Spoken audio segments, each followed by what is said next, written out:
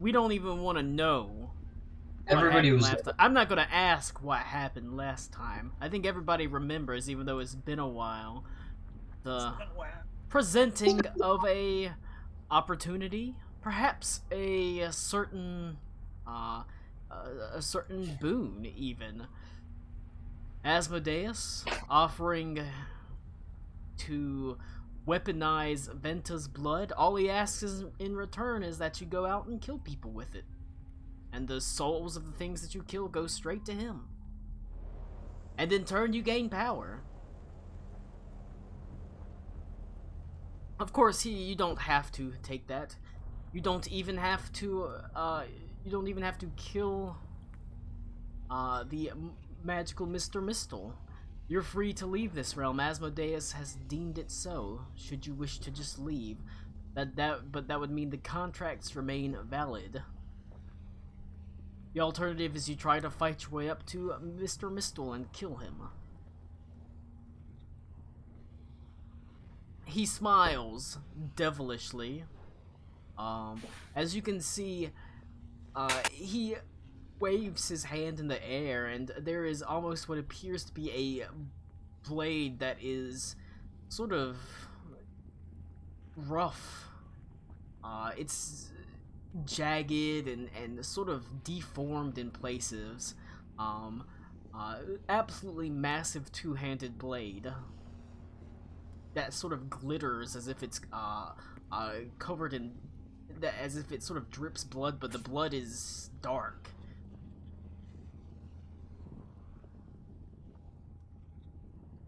Oh, this could be yours. I ask so little. They're going to be things you kill anyways, no doubt. Why does it matter if their soul comes to me or whatever afterlife they seek? From what I hear, things are pretty dire on the material plane.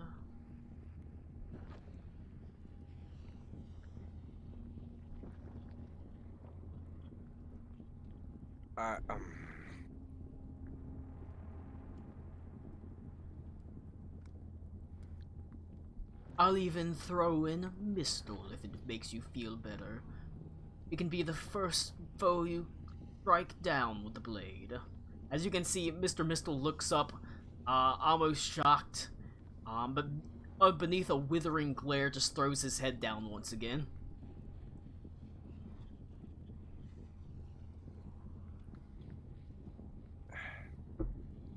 We can... I can free these people.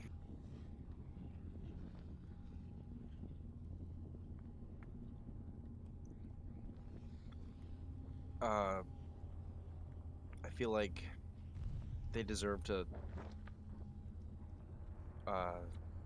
live their lives.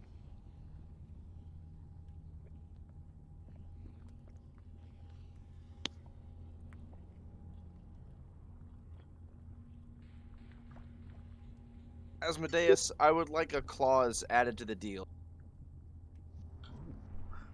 Negotiating with the devil, see? What is your clause? You must swear that neither you, your allies, and this sword can make me do anything I don't want to. He smiles and says, but of course. Won't make you do anything you don't want. No, I want to hear you say it. I want to hear you repeat to me exactly what I just said. That I know my allies or the blade will make you do anything that you don't want to.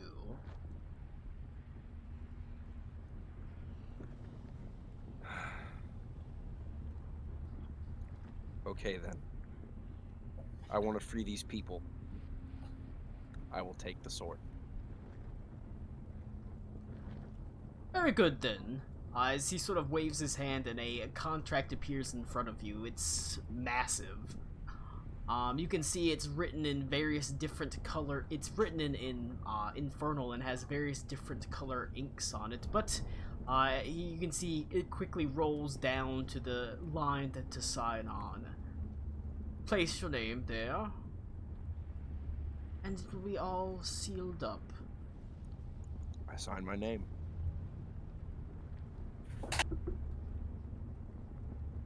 Well, I don't like the fact that Nick just sat up. Moving. they are freed. These people you so desperately wanted to save, and in return, of course, you get the Blade of Pastillians. A powerful weapon, artifact of my realm. As he sort of he actually like gets down off his throne and walks down, and he walks right in front of you, and he seems to loom over you. There's just you can feel heat coming off of him as he reaches into his belt and he pulls out like a wicked dagger, and he takes it and he just shanks you in the side. Aww. And blood begins pouring down, but it begins immediately forming into a weapon. The same weapon that he had displayed in front of you. Takes a step back, sort of pulling out a small handkerchief to wipe off the blood from his hands. Like I said, Pastillians, it's a massive two-handed sword. Single-bladed, essentially, single-sided. A little bit curved, malformed, seeming to drip blood that's thick. It is one that you can feel just power radiating from it. And he sort of walks back up, and he says, "Go ahead, try it out." And he like reaches down and just tosses Mistle down at your feet. See if it suits you. Okay. What do I add to this weapon, Colin? Currently it is at its max level ability. After him having stabbed you currently in hell, it is currently a +3 weapon.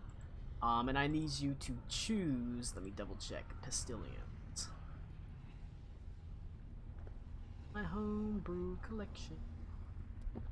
Guys, I just noticed Supernatural is not anywhere on that list. Because it's I'm not saying it should. I'm not saying it should be. I'm just saying I'm shocked at the restraint. It is currently a +3 weapon. It has one symptom. You can choose cataract, ague, lethargy, hemorrhage, or pox. What was that? It was cataracts. Ague, then that's what? fever. Oh, lethargy and pox. And hemorrhage. Let me choose lethargy. Alright. Is that a permanent choice? No. Whenever, I'll go ahead and tell you. Pastillians, a +1 greatsword, just in its most standard form. The wielder of this weapon, during a short rest, may make this into a +2 magical weapon by subtracting a hit die from their maximum health, and it becomes a +3 by subtracting an additional 2 hit die for 3 hit die total. Enemies struck by this blade must make a DC Constitution saving throw against disease. On a failure, they are affected by the disease until the end of your next turn. Actually, well, I guess I was gonna make it 1 disease at 1 hit die and 2 diseases at 3 hit die, but I'll have to see if that balanced out. I'm just gonna stick with 1 for now, and I might make it stronger. Cataract. All right. Creature's eyes cloud over. They're blinded. Ague. The creature has disadvantage on spell attacks and automatically loses concentration on any spells they're concentrating on. Lethargy. Creature's strength is reduced by 4 and they suffer disadvantage on strength ability checks. Hemorrhage. At the start of the creature's next turn, they take an additional d12 damage. Pox. The creature is covered in painful sores. If they move more than half their speed, the sores burst and they take an additional d8 damage. The wielder regains their maximum hit point total at the end of a long rest, and the sword reverts into its basic form. Neat. Is that an item in Beyond that I could add to my inventory? It is, actually. But it's the type of thing you would have to keep track of, because you would have to spend hit die to wield. Yeah. Alright. It is currently a +3 weapon. Go ahead and roll to hit. Max. Alright. Did you re-upload your leveled up character into Foundry? I might have the thing. Did you level it up? I will go ahead and, or if you want, go ahead and add Pastillians, because you should be able to add it in D&D Beyond. But I'm not even going to make you roll for it or anything like that. You know what? It's just an execution at this point, as Mistle sort of lays, only has time to look up nervously as you just cleave the sword downwards, separating its head from its body. There's a pause where its body sort of flops down and blackish ichor begins to pour from its neck, pulling at the feet of both you and Ito and Aruna. You having to sort of step back, but then he almost sort of bursts into embers, scattering into the landscape, with one final howl of pain. Having been destroyed in hell, Mistle is not only dead, but completely vanquished, unable to reform, unable to return, truly dead, as Asmodeus sort of smiles and says, "Didn't that feel good?"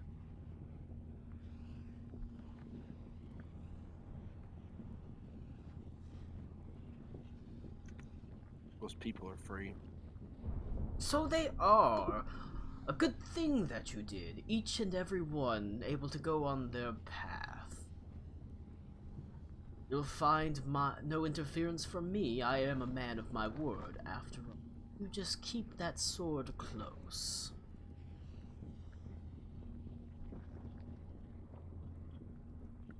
Goodbye. Ta-ta. For now. ETYL. I pray that we meet again. Your gumption impresses me. You do well down here.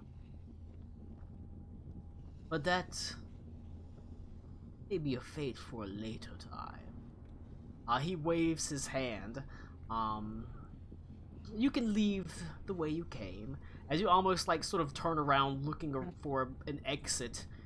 No portal or anything, but almost immediately you feel yourself just sucked away as you hear Asmodeus sort of laughing happily, as each and every one of you is yanked away, finding yourself pulled from the hells in sort of inky blackness. Eventually, you land just outside where the Skyweaver is actually sort of moored down. I'll accept you, Aruna.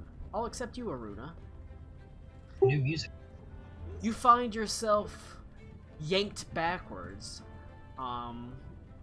You can see the light that exudes from each of your allies disappear as you see it sort of grows faint, almost as if they're slingshotted away. You are yanked down, finding yourself actually in the same wintry wood. You can see Baba Yaga's hut sits there, sort of on its own. Fucking Baba Yaga's music. Alright. Baba Yaga looks out from her, basically stands on the front porch of her hut, sort of smiling broadly. Well, was I not as good as my word?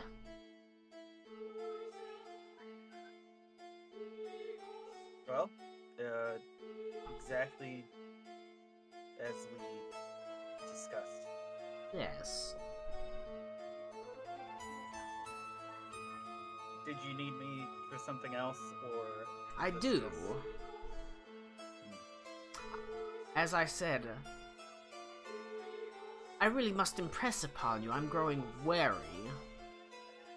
The time that you're taking. I almost worry that you're using my gifts against me. No. Well, the only subterfuge you need to worry about is I one want surrounding... to know, Aruna. My patience is What? growing quite thin. That's why I put some of my friends with me on it, and to get the extension. We know where the deadline is, it will be done. I should hate to revert back to our previous agreement. Your sister seems to be doing quite well for herself, your family flourishing. I should hate for them to wither on the vine. Ooh, that's good luck. Wouldn't that be awful? Yes, I agree. And it could happen. I have dealt with far stronger beings than your family. Far stronger. Is this just a rune? This is just Aruna. Yeah, it feels bad, dude.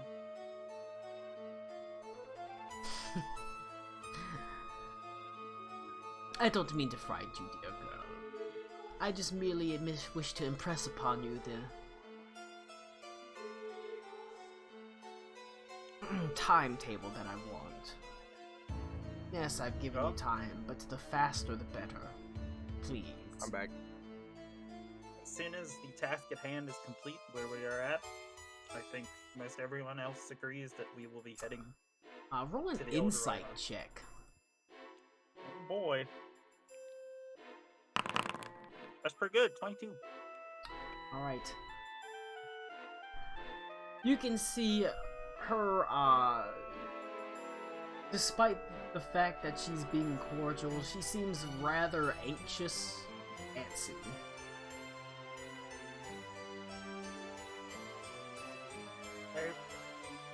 Like, an air of weakness.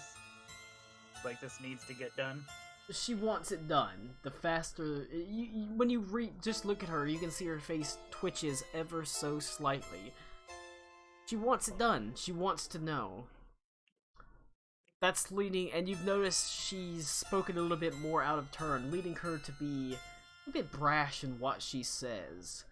And you know that every word that you say with her is a negotiation. If she were to fuck up somehow, you could spring on it. She hasn't done so far, but she is getting antsy. Even so, at this point she says, "Go. Get me the information I seek, Aruna." And then she walks back into her house, and almost immediately you are yanked backwards. Flying backwards. You land outside the Skyweaver maybe 10 seconds or so after the rest of them. Enough time that they kind of notice that you're late. But the rest of you sort of arrive at the Skyweaver relatively unharmed. You can see the crew all are gathered round, including the two newest members of the crew, the Thrycreen, that have sort of almost view Icicle as a prophet of some sort, someone that is supposed to seek out and help.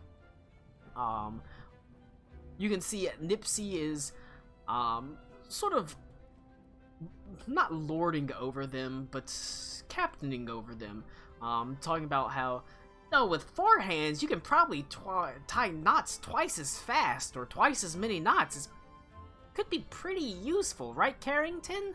Carrington just sort of nods his head and says, "Carrington." But not like that. That's not a good knot. As she sort of bends down to show them how to tie the correct knot, you can see Lysanthier and Yondar doing basic duties, standard scrubbing of the deck and things like that, as you find yourself once again transported to the Skyweaver. Even though many of the other people, the animals and the people that you freed, have likely dispersed, you know that Asmodeus is a person that is as good as his word. If their contracts are voided because Mr. Mistle is no longer there to deal with it, they are free. The only sacrifice being done by, really, Venta. Holy crap, you guys are back? Where did y'all come from? I was just teaching these guys how to tie knots. Did you know they've never even seen a boat before? Let alone an airship? Isn't that wild? I guess we're in like the Nebraska of this country, aren't we? You are basically in the middle of nowhere, and also, chances are the two Thrycrane may have come across the Red Strait, which would have just used like a ferry or something. It wouldn't have been like a major boat or anything like that. But the Red Strait is, well, you can't. If you looked at the map, it's right next to, it's the waterway next to Magden's Stand.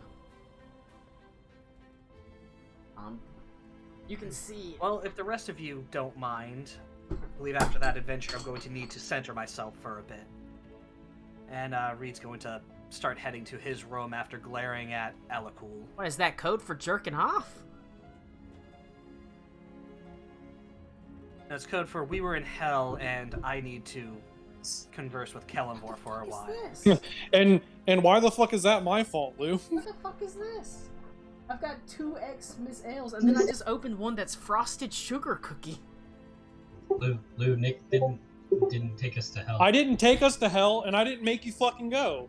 I'm actually getting real fucking sick of you being a dick to me for no real reason. Jeez. Calm down. Center yourself. Meditate.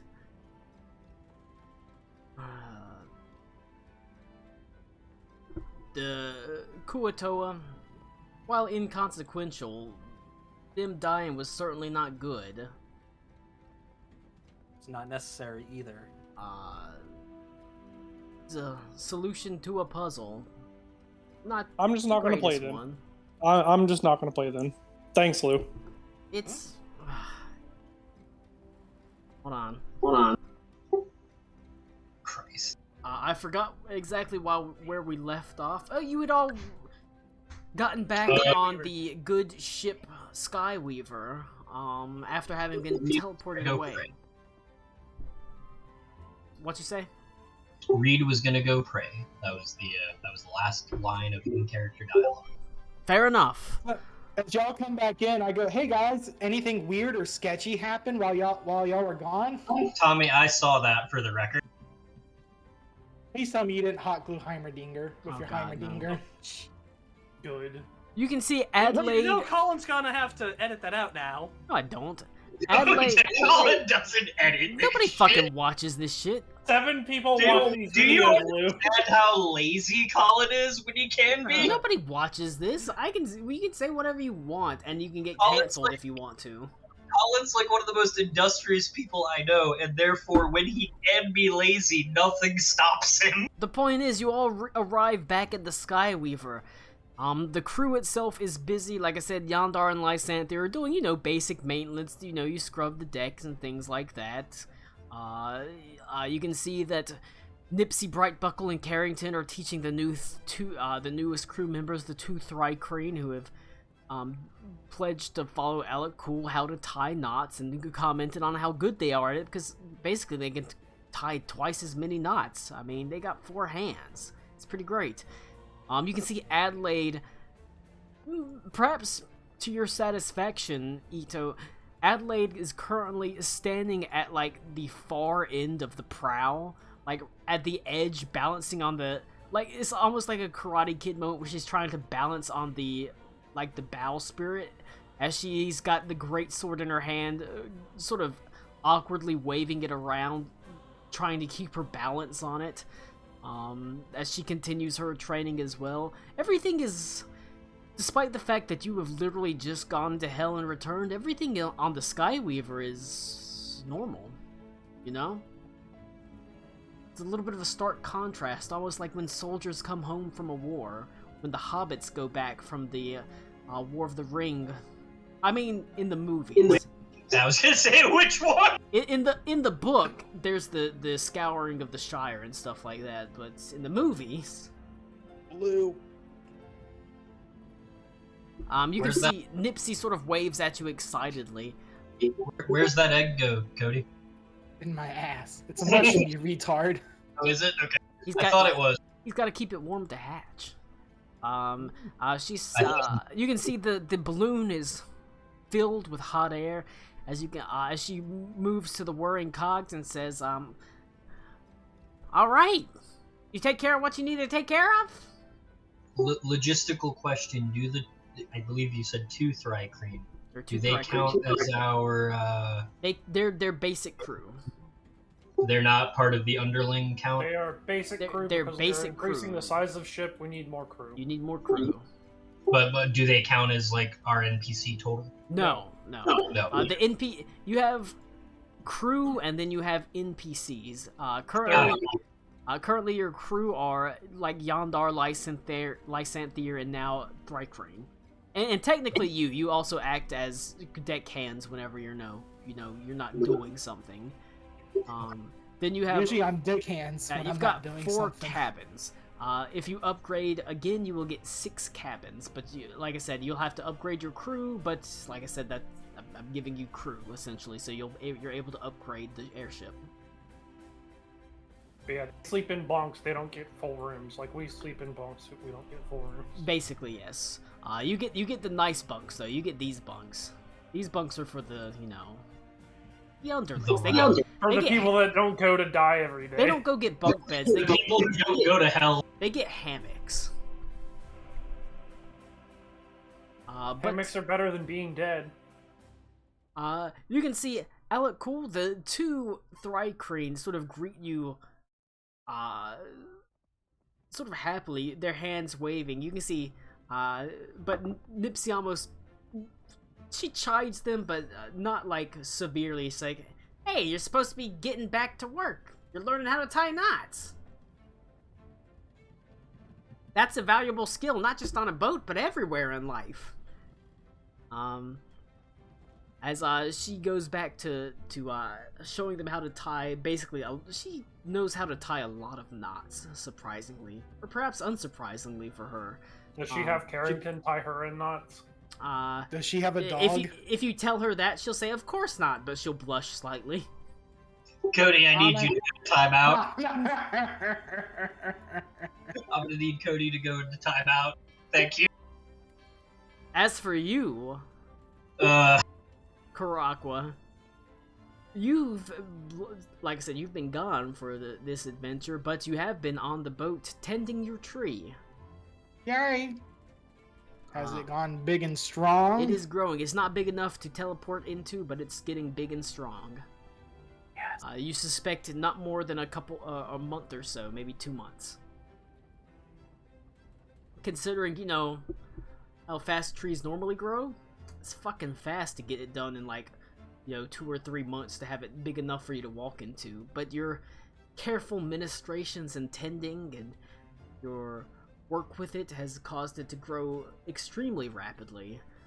Like I said, not quite ready yet, but getting ready. And soon you'll be able to transport basically all over the place. Well, not everywhere. The teleportation circle does fill a very important void, of course, going to places that technically you haven't been to. You merely have the teleportation sort of circle, or runes that are required for the teleportation circle too yet. This is our get back to town quick option right here. Yes, essentially. Especially Especially that spell again. do what? I was trying to see what was the name of the spell again. It's It is like transport via plants, or because I keep wanting to call it tree stride. It's not tree stride. It is not tree stride. Transport via plants. Creates a magical link between a large or larger inanimate Yep. plant. So whenever you do it, you are obviously expending a 6th level spell. Does Tree Stride no longer exist? Tree stride Tree exists. stride does. It's It's something just else. it's just different from transport via plants. Tree stride is basically move around 500 feet within trees. So essentially, once he's got this tree up and running in a month or two, he can cast a 6th level spell, and he can send you to any tree on the same plane of existence, obviously, that he's seen or touched. So anywhere you've been before. So that's a pretty nice thing for a 6th level spell. The teleportation circle lets you go to places you haven't been to yet, because you just need the teleportation array. Like, you can go to the Ile de Royhan once you get the circle up and running, because you know the teleportation array, but obviously you couldn't transport via plants there because Karak was never been there, so he doesn't know any trees. When we go to a new place, let me touch the trees for a bit. We'll be cool. And there, on top of that, I don't know how dense the forest is on the Ile de Royhan. There's got to be like a tree big enough for him to. Yeah, there's like there's some hops. I mean the ruins are in the forest, so yeah. Well, I mean, it can be any kind of large or inanimate plant. So it doesn't even have to be a tree. It could just be like a giant flower. Joke's on you. That island is barer than a porn star. Haha. You gotta do what you gotta do, man. Ain't no shame on this boat. Nipsey says, like I said, Nipsey says, "All right, are we good to go?" Yep. I'll get the course figured out from where we are. She nods her head. Way. All right, I'll call out navigation. Man the balloon lines. Tie up the sails. We're getting out of here. As you sort of slowly soar away, you can see many of the animals that you freed run into the wild. Having been completely freed from the maniacal Mr. Mistle, locking them to their contracts for far too long, now freed of them. I mean, thanks to you, thanks to Venta, for, dealing with the contract, and Venta's got a nice new sword out of it. I mean, it sucks the souls out of the people he kills, but who cares? No? I want to use Divine Sense. Do I get anything off of Venta? Or I guess his sword? Are you getting anything off of Venta? Yeah, or his sword, whichever. I thought I clicked it into the chat. Oh yeah. There is... It's above Aruna's thing. Noxious odor from the sword, which is made of his blood, essentially.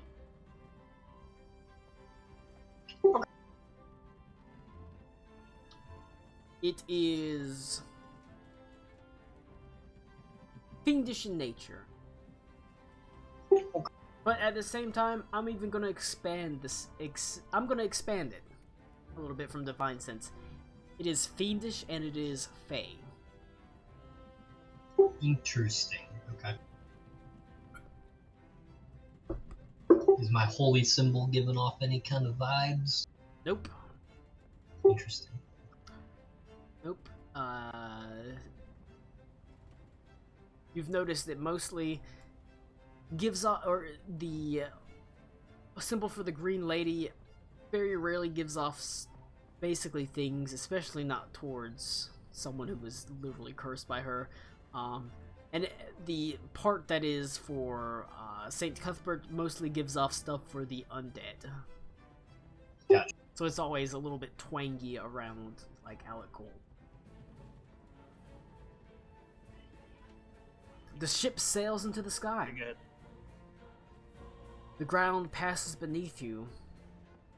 You can see, after a week of travel, much to your chagrin, despite the fact that it's September at this point, it starts to snow. Oh my god. Walking in a winter wonderland. It's not a heavy blizzard. It is not a wild maelstrom. It's just a very gentle snow that you can tell is not gonna really stick. It's not cold enough here yet to really have it begin to build up, but it's still snowing this far south in September. A worrying omen by any stretch of the imagination, essentially. And then you start finding that as the week goes on, you're actually beginning to turn, it's not like north, it's like east/northeast, essentially. I'm going a little bit up as you sort of came in around here. You find yourself quickly sailing over a vast expanse of dark blue water, even more vast than the deep water lake. The cold water, essentially. Oh my god. The lake that the city of Verlasan sits in, a hub of trade from the small fishing villages that line the coast, the rivers, and down from Vishstadt, the city on the ice. Vishstadt is an incredible city that is built on basically permanent ice over this lake up to the north.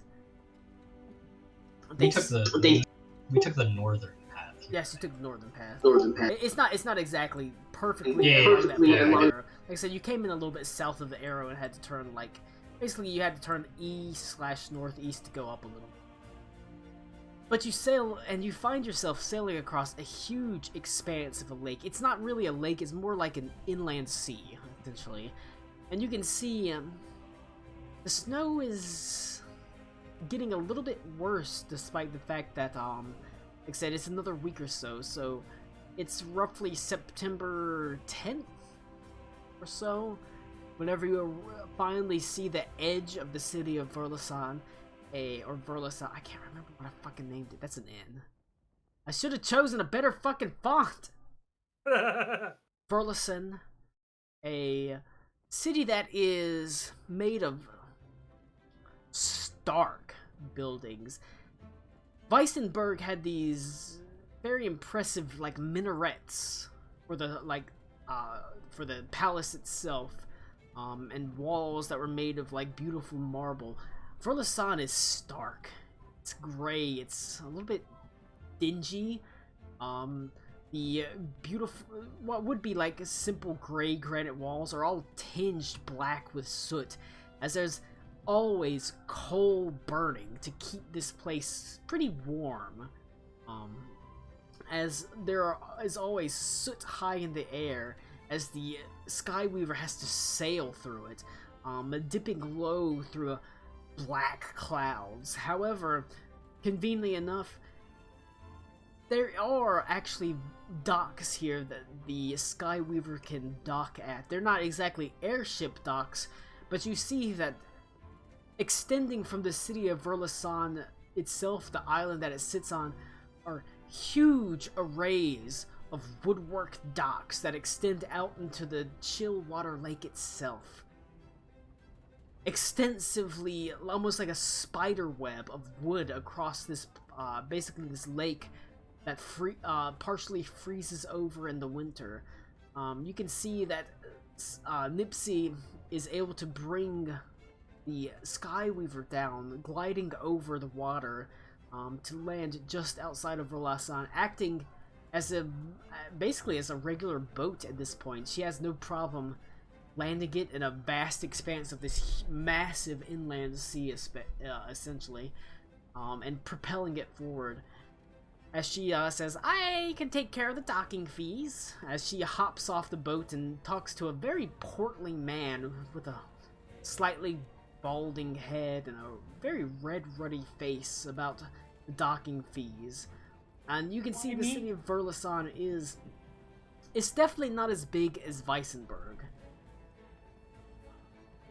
It is compact, to say the least. All the buildings are boxy.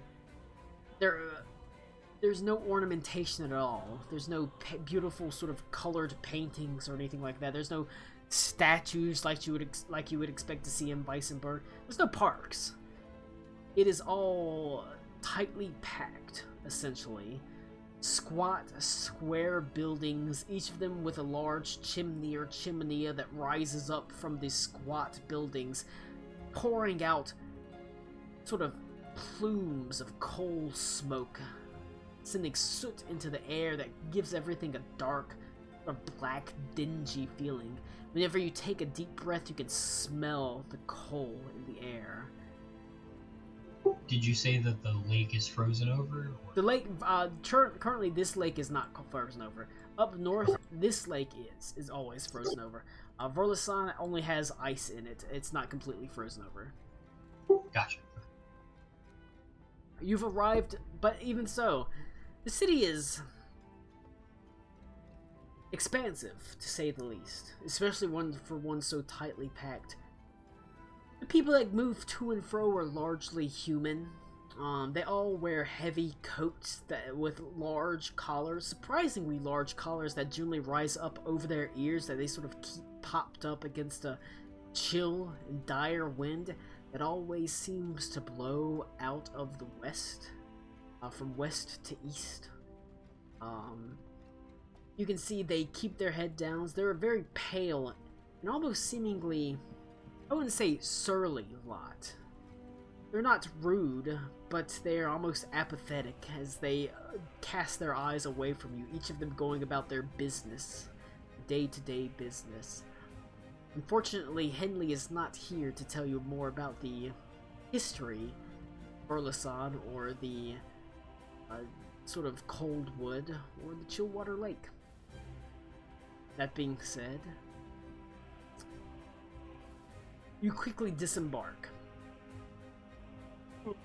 The city is at your behest.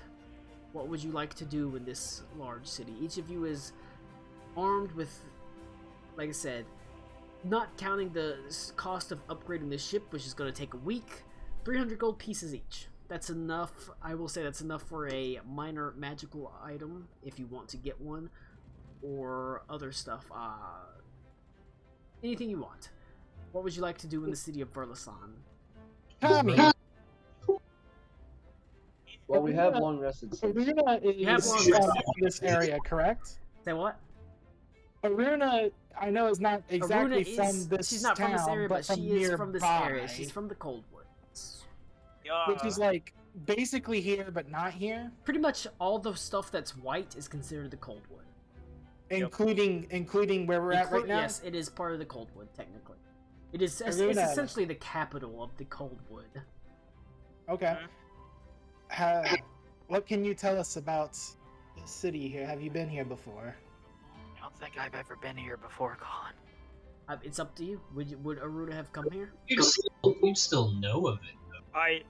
You would have heard of it, yes. I would say I would assume I have cursory knowledge. I didn't really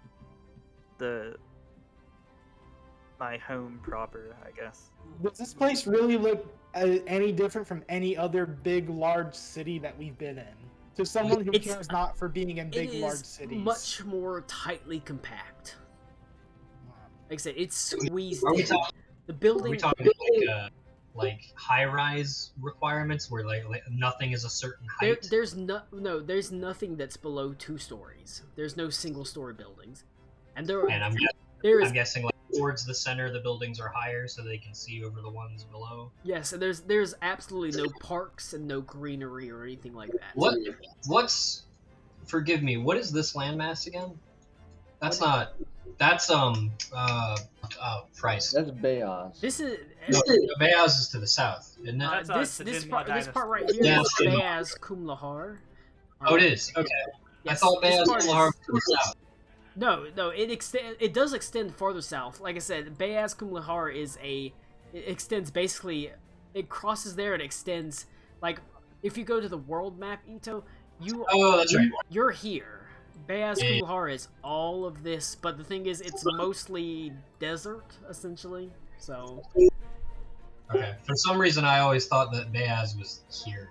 No. Connor, shut up so I can ask Colin. But also across the mountain range is the Jinma dynasty, so... Yeah. Can I do a history check for this city? Sure. Since I've not been here. God, Croc, Not why very don't you good. hibernate? 9.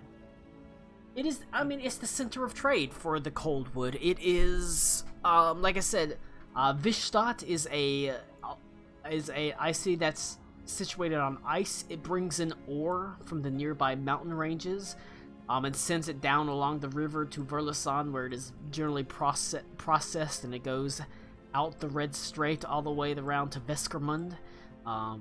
It is where a lot of there's obviously a lot of smaller fishing villages along the edge of the lake that they send their catches into Verlasan, their excess catches, and it gets, salted and sent to Veskermund. It is essentially all of the trade that's going to the port city of Veskermund, which is technically the largest city in the Empire, goes through Verlasan.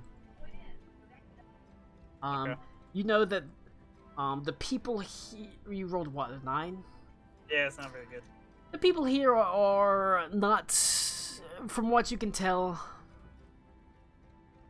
your clan has never viewed them as particularly friendly. Especially, like I said, you've never viewed humans as particularly friendly. You've always viewed yourself as apart from them.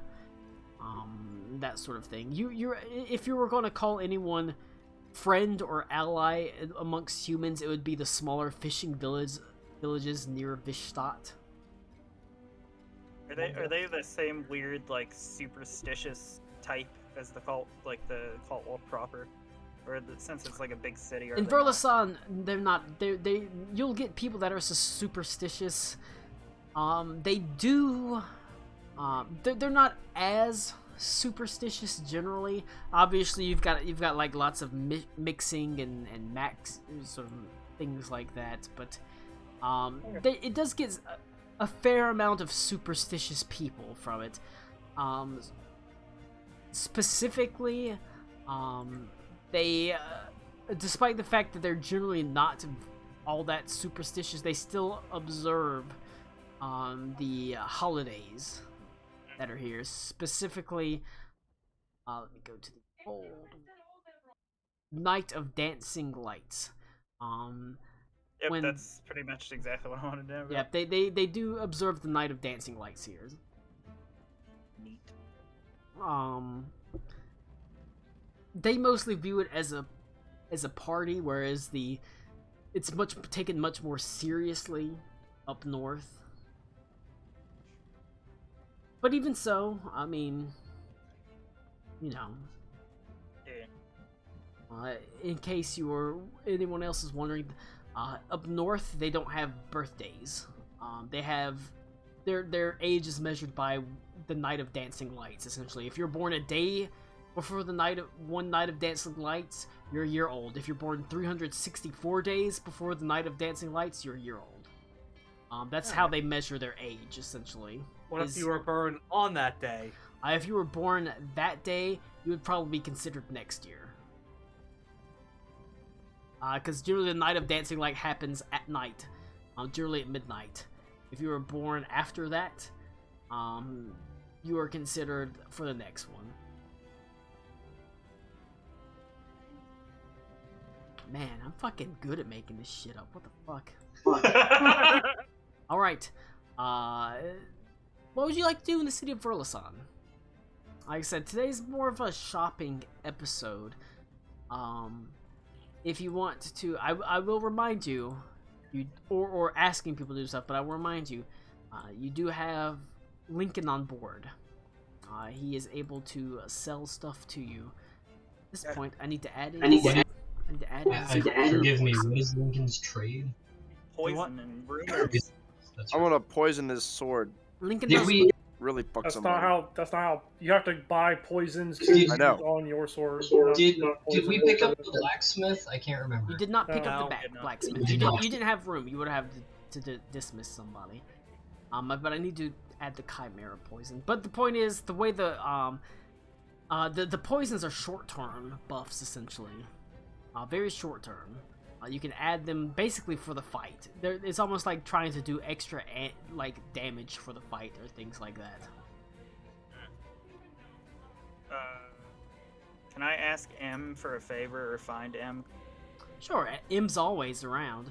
I figured. As he sort of smiles brightly as you come to him. You can see he's in his room, and you're a little bit surprised to find that he is trying on various wigs.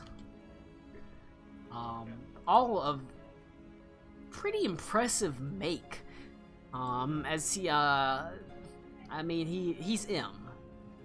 But he smiles brightly at you and says, "Why, Aruna, dear girl, you didn't come see me for a good time, did ya?" As he winks at you. Yeah, he's not serious, but still. I mean, he's not serious. Unless you want him to be. He's like, what if we kissed? But, you know, obviously wouldn't. But what if we did? Just joshing. As a joke. What if Have we you did? heard of Vulcan finger love, Manticores. M? He holds up his hand. What, like this? As he begins gently running 2 fingers over the back of his, basically hand. Have you ever seen Star Trek 3: The Search for Spock? Oh god. I So we're gonna did be here for a today. week though, so we got plenty of time. Goddamn. 1M, I didn't know you had wigs. Can I borrow one? Well, I suppose so, as long as you bring it back. Yeah. That, In good order, When it obviously. I wouldn't want you to mess that up. no, it's just a little close to home, and I kind of gonna keep a low profile. Okay. Sure. So, brings me to the second point. I have a letter to send, and I have a couple ideas of how to send it, but specifically I would like to put it in someone's hands that could get it back to where I'm from. So, long story short, without rambling, would you possibly peruse about, check places, corrals, what have you, and see if there are any elves like me in the city? And then let me know about it? Are you looking specifically for moon elves, or are you looking for wood elves? I know that they call this region home quite often. I mean, are the Wood Elves friendly with us? Since they're elves, It's a clan. It's a clan thing. Yeah. Moon Elves specifically, that would be the best for the situation. But if you can't, that is also fine.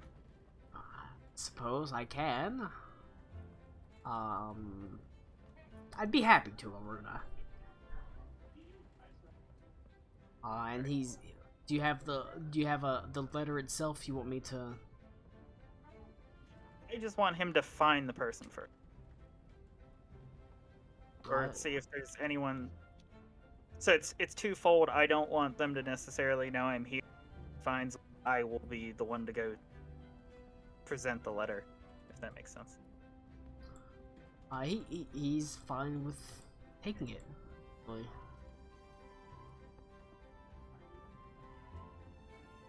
He takes it and holds it in his hand, and he hands you a wig and says, "I'll see that it's delivered."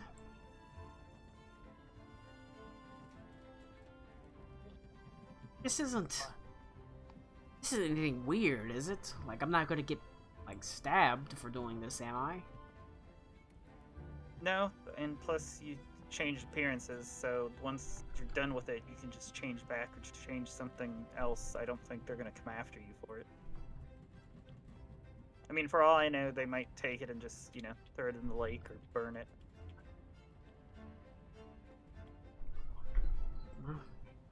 I guess we'll see what we turn up. And you said it, moon elves only, yes? Yes. Alright. He takes it and he says, if there's anything else I can do for you, I'll be around. And he turns and you can see his body almost shifts. He turns from this sort of humanoid form into what appears to be the same sort of pallid humans with sunken in eyes. Something that'll blend in with just the general miscreants and the rabble of the streets, and soon you're surprised as you can hardly see him, and as he blends in with people going to and fro. He's good at what he does. Yes, he is.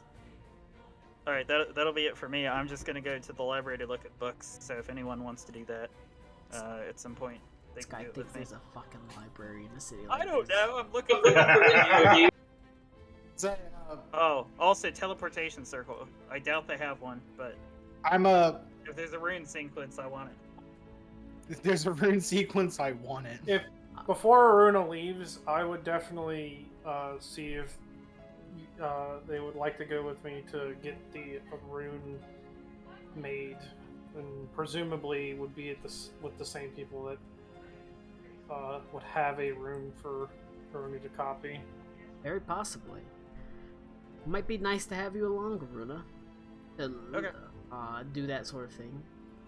Yeah. As yeah. I don't know if I was just gonna say, let someone else do something so I can eat my spaghetti. Spaghetti. It's pretty good. Spaghetti. This beer, real fucking strong. Colin is getting turnt.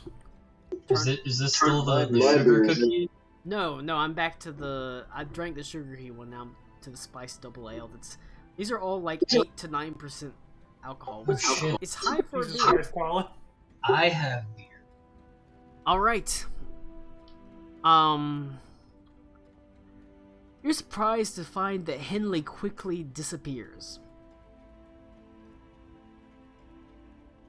That's me giving a reason why Rick's not here, but this region does have a lot to do with Henley's character, so you find he almost immediately disembarks from the ship. The rest of you, like I said, the city's yours. You've currently, had a nice talk with M. I have updated Lincoln's shop with a manticore poison. It's a better basic poison. It costs a little bit more, but instead of dealing 1d4 poison damage, it does a nice d8. So for his poisons, is it just something I can just buy in a stupid amount of, or does he does have a limit. He has 10 of the basic poison. He only has 5 of the manticore poison right now. He would have to spend time making more. Okay, but it's not something I would have to go get resources for him. No, He would once be able to you teach do him it. once you give him the stuff to learn how to learn it, he is always able to keep it in stock. But it's not like a 99 supply essentially. Yeah. I just wanted. I wasn't sure. how Even that so, worked. the I wanted to manticore be sure. poison, it retains potency for a minute. So basically, you can imagine it like a combat buff, essentially. Yeah. For like one Yeah. combat, I'm gonna deal an extra 1d8 poison damage, essentially. Yep. I wanted to be clear on how many I could purchase and stuff like that. He before I does leave have the his ship, he does have an inventory. Currently, he has 5 of them. Okay. Yeah. Before I leave, I'll. And they're not cheap. They're 75 gold pieces for a single manticore poison. I mean, that is with his discount, because poison is generally pretty expensive.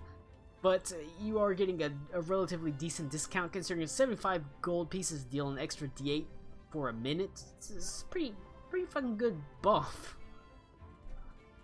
Especially for your Thrycreen double daggers.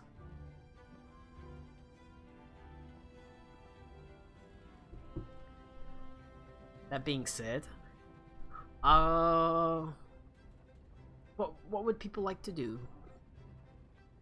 Well, Karakwa would. Roll a perception check for me, Karakwa. Goddamn. Okay, hold on. I'm dying. Karako would like to know. Is this the city I seek? Oh, no. 27. Alright. It is. The walls are surprisingly coated with brass. The city of Shatharasat rise long No. before you. A grand coliseum flanked by smaller ones. You can see Adonis and Adelpha and Artemis sitting upon thrones of glass. Their eyes narrowed, and yet you see not Apollo, your ally, the brother of these two, who stood Where's his beside you to his fight the great purple scimitar? worm in the Shadowfell, as I remember this campaign entirely. Jeez. Remember Colin that went one time- all in on that. Remember that one time that Apollo and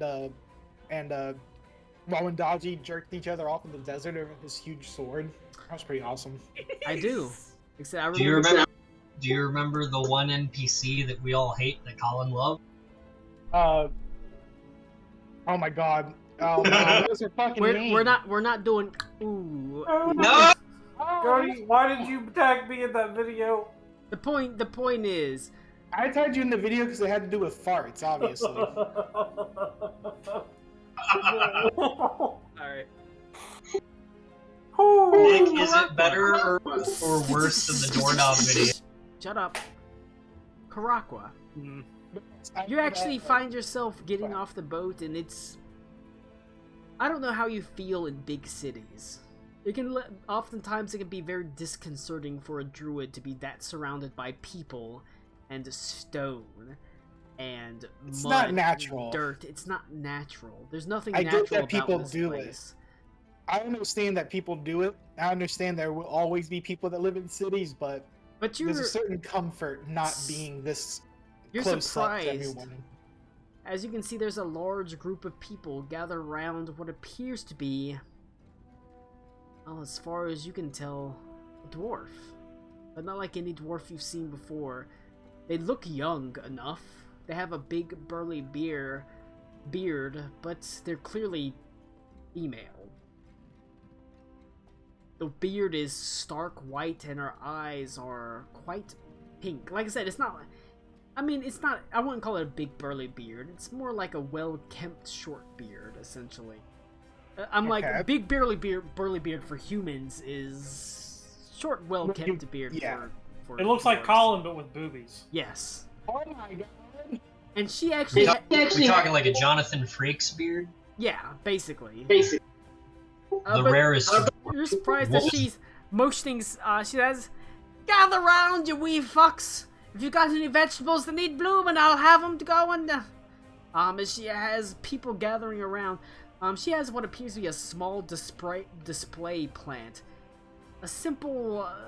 It almost looks like a tomato plant of some sort in a pot, as she's able to repeatedly bloom, and bring it from sort of stark brown dead twigs to green life. As you can see, the buds begin to form, making small cherry tomatoes, as she plucks one off and throws it in her mouth and says, "If you got any agriculture that needs to be done, you can bring it on to Susanna. Come one, come all, the finest druids in all of the Coldwood. Well, one of the finest, at least the very finest that's willing to deal with you, Fox." Is there a noticeable crowd, or is it just kind of like... There is a pretty noticeable crowd, and there's a couple of people that you can see. One person returns saying, they almost have a demure face. It's a woman, maybe 30 or so, saying, "I've been trying to grow a sunflower, but we haven't been getting much sun." As Susanna sort of snaps her finger, and almost immediately the sunflower begins to bloom. "There you go. That will be 10 gold pieces. You don't have 10 gold pieces? 10 silver pieces. 1 gold piece." She doesn't even wait like haggle. She just says, "All right, 10 gold pieces. No, you don't have it. 1 gold piece. That's fine." Jeez. Come one, come all, bring your plants that need blooming. If you have any ailments that ail ya, bring it to Susanna. She'll find an herb that'll cure ya. I am the finest in this region. Shabbily. She doesn't look like she makes a lot of money, but with that perception check, as you approach, she does have a necklace around her neck, a medallion that shows what appears to be 3 curled waves that are crashing upon a stone, a symbol of the crashing tide. I recognize it immediately. You recognize it immediately I recognize it immediately. I don't need to fucking roll for that. You recognize it immediately. Because I recognize this medallion immediately. You recognize it immediately? Seeing as this is the city I have sought, with this woman specifically. Shut up, Connor. I kind of wait for the crowd to disperse. for the crowd to disperse a bit. You have to wait a little while. Eventually, honestly, it almost seems like she gets bored of showing off blooming this tomato plant. He says, all right. I've got enough to make fucking room for the night, so you can go on your way. And eventually people do disperse as she goes back to counting her money. There's a couple of stragglers around, looking at the dead plant, saying, make it bloom again! So the plants that she bloomed are dead now? Yes. Well, they're dormant, essentially. I walk up to her. I believe she said her name was Susanna. I said, excuse me. What do you Susanna? want, lizard man? You're a long way from home, aren't ya? I say to her back in Druidic, I say, I may be long from home, but I am not far from fair company. She sort of raises an eyebrow and responds in Druidic, so you know the tongue of the forest, eh? Kind of, seeing her... What? She's coming up to you. Oh, no. You're a long way from the woodlands, aren't ya? She knows you like the short stack. Can't say that I've met any of your kind in these cold woods. I am not from here. I hail from the marshes down in the south. Well, you should probably go back and gather your people for the oncoming storm. I hear that snows are blowing in awfully early this time of year. And while my people can certainly deal with the snows, some of the warmer-blooded climates is trouble for them. Probably pretty obvious that I'm not very comfortable in the... I'm not saying this, I'm just pointing it out. It's probably pretty obvious I'm not very comfortable in the climate, bundled up completely. And I will say, you can see she's being a little bit dismissive of you. So I ask her, I say... Well, I have just arrived here in town, and I've been searching for another druid, hopefully to see if I could find other like-minded people. And I kind of bow down and I say, let me introduce myself. Karakwa. Give me a charisma check. I'm very good at those. Just straight charisma?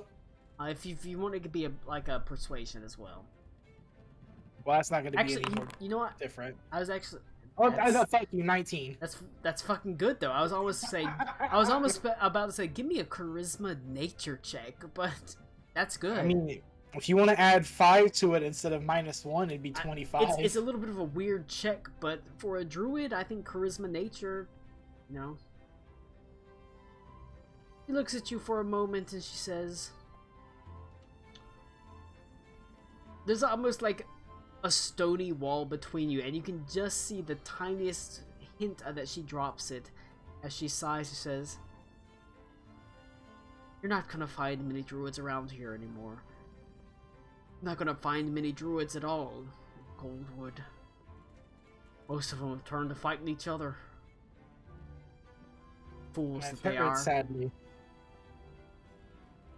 I've heard of the dissent and trouble that has been happening up here. You've heard of it, but you haven't lived it. I lived it.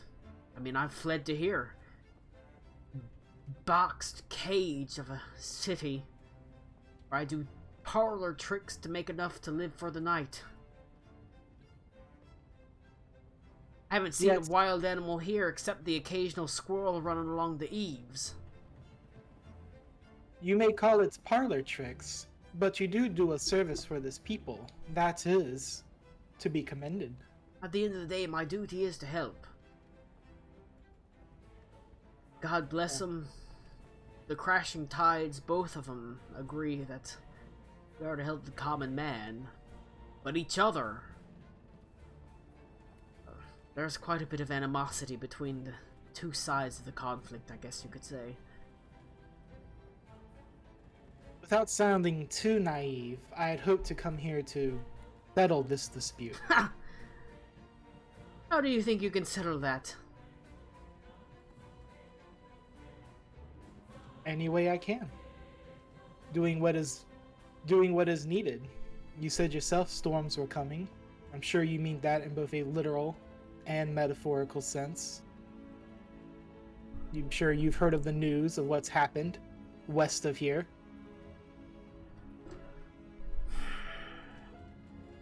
I will say that there is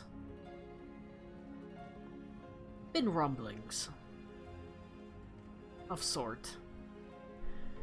I've heard of the troubles far to the west. Men that seem to be made of ice, that walk across the very lands themselves, turning them brown and frozen. I have heard of them. And I've done more than heard of them. I've fought them. I've combated them. I have heard of people fighting them. I've heard of a general with flaming wings holding them at bay. Smile. She is quite something. Good friend of ours.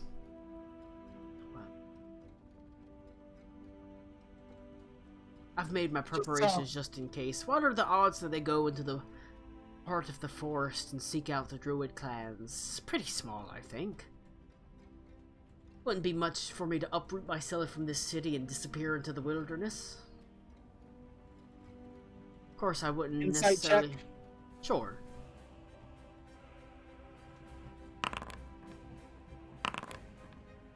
Well, There's a faint quaver to her voice. surely you don't mean to just leave these people behind. Let them fend for themselves. I wouldn't want to if I didn't have to, but if it came down to that, you know I would. Survival is at the end of the day the most important thing. Can't help people if you're not alive yourself. Kind of shiver in the cold, and I say, "Where is it that you're staying? It seems How that about you're... we have a chat over a drink? I'll buy." Well, I would welcome that. As long as you don't mind paying the price for a fine stiff ale. It's been a while since I've had a good ale. She looks at you, her eyes narrowing. Now, when I tell you a fine stiff ale, I mean something a lot stronger than the average person can drink. I am a bit acclimated to the ale and the poison after all. I know my way around a beer or two. I want something quite strong. But if you're willing to pay for it, we can go to the Icicle Eel. Can't be any worse than the piss my friend tries to hawk me. Huh. Come, let's try it. Aim into that, my friend. The Icicle Eel, then. I'll follow. As she gathers up her tomato plant, wrapping it up in sort of burlap, you're surprised she, despite the fact that the plant itself looks dried up and dead, she carefully ministrates to it, and its terracotta pot, making sure that it's guarded against the cold as she brings it to her body, and begins walking up the lane. You don't have to walk very far to the Icicle Eel. And whenever you arrive, you kind of wish you had to walk a little bit farther. It's not exactly in the nicest part of town, even by the standards of this city. It's just so tightly packed. It almost seems to be a dive bar in an alleyway. You can see it's so poor and destitute. It can't afford a sign to announce itself. Its sign is merely the icicles that hang over its eaves, just simply the Icicle Eel. Based. The common room itself is small, but it's clean enough. You don't see any disgusting dirt. You don't see any rats running around, and it's warm.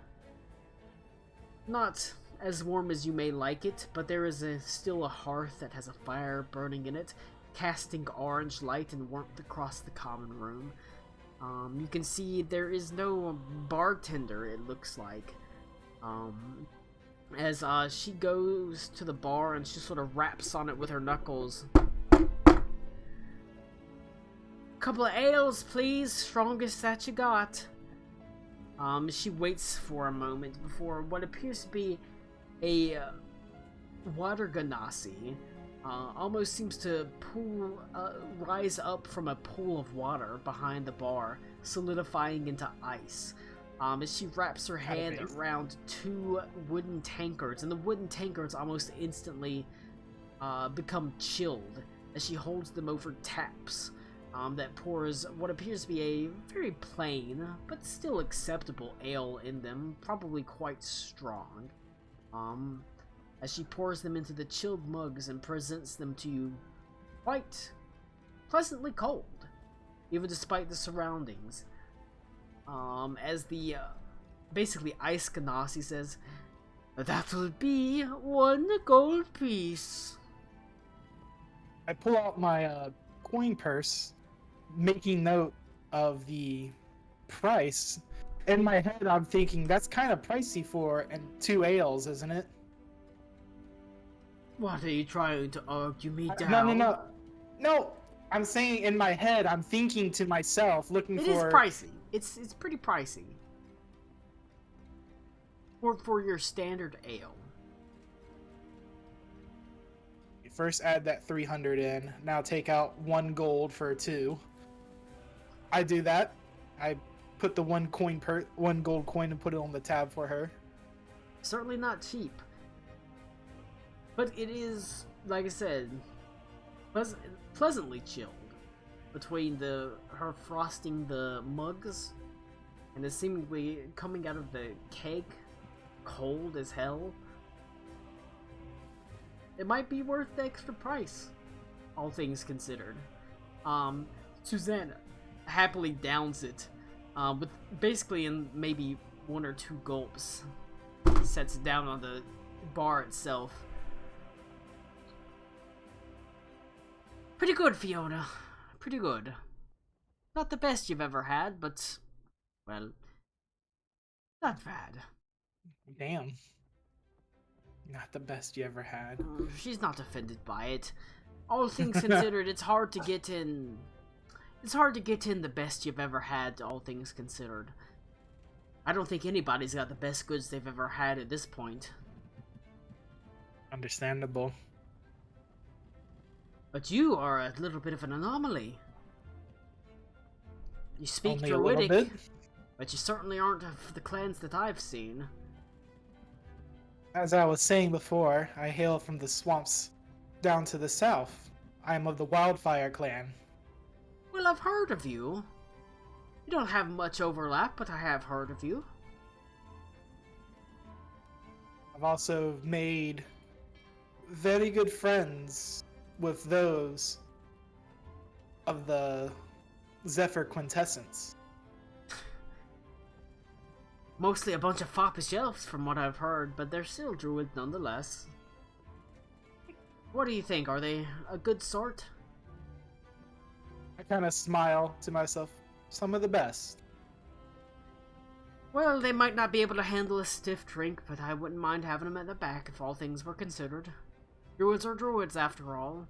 As she looks around the inn, it almost feels like she's surveying the city itself as she says, "Better than most of the lot around here, at least." Another drink, please. As she orders another drink. She already getting another one? She's already getting another one. What Oh, brings thanks. a member of the southern swamps up this far north?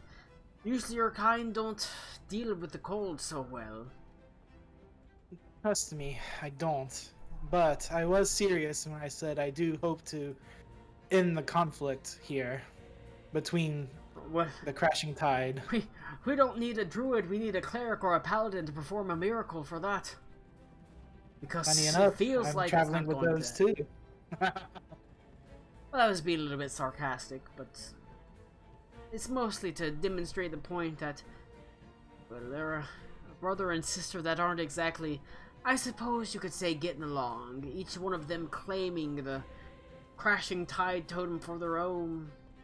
And you would think it would sort itself out, but no, it seems that both of them do have the power to wield it. It is a strange thing for sure. Unfortunate, I would say. Has that really happened before? Oh, Two God. people sharing that? Oh god, Huh? No. Not as far as I can tell. There's always been a direct one to the other. Usually from parent to eldest child. In this case, there were twins, who lays equal claim. The oldest of the Sure. twins, I suppose, perhaps, but the youngest of the twins sure ain't gonna accept it. And both seem to have access to those powers, each of them wielding a half of the medallion that their father had.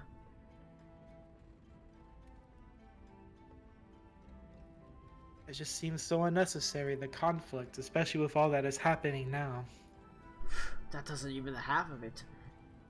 Used to be there was a time where these druids protected cities and villages from the raids of the white dragons, but not so much anymore. Dragons? Here? Oh yes. Dastardly pair, 3 of them, to be exact.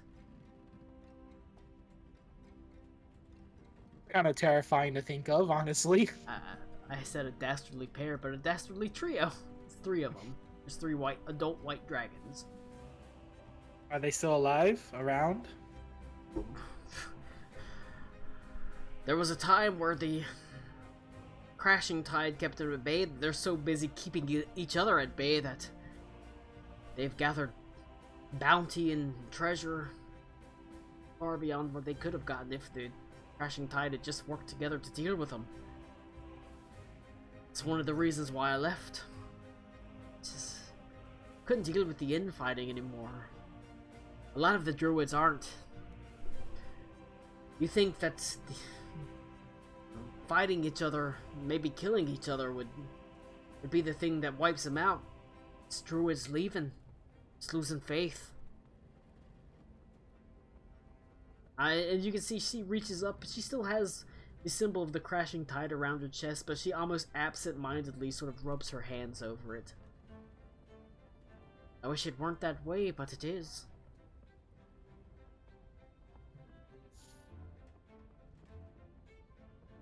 Be honest with me. Do you think it would be possible to reconcile this difference between them?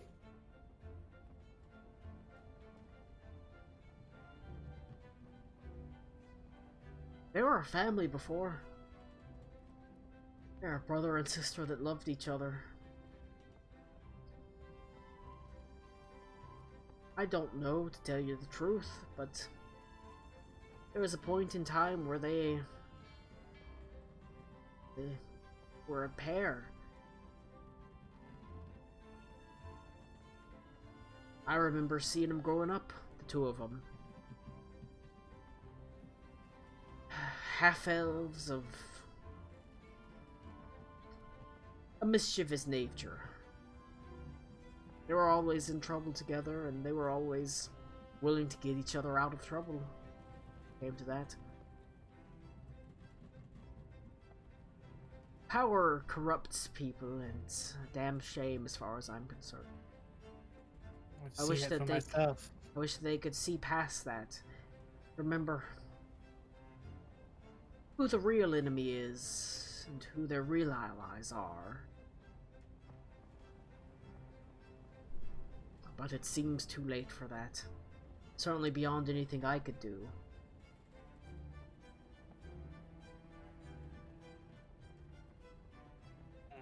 And until they deal with each other, those damn dragons,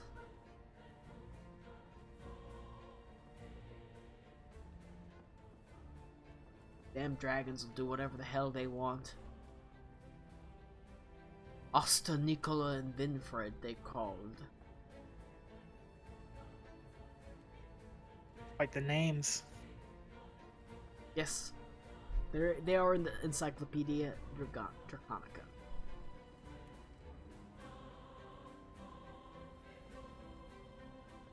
Well, whether you think it's foolish of me or not worth the time, I do intend to travel into the woods and find them and try to end this conflict. There's too much important matters at hand to let this continue. Why would you bother yourselves with our kind? Got your own to deal with, right? What makes you so special? Is it because you got scales? It's not whether I'm special or not. It's whether it's the right thing to do. I've seen someone with scales. They called it eczema. Oh! I got eczema.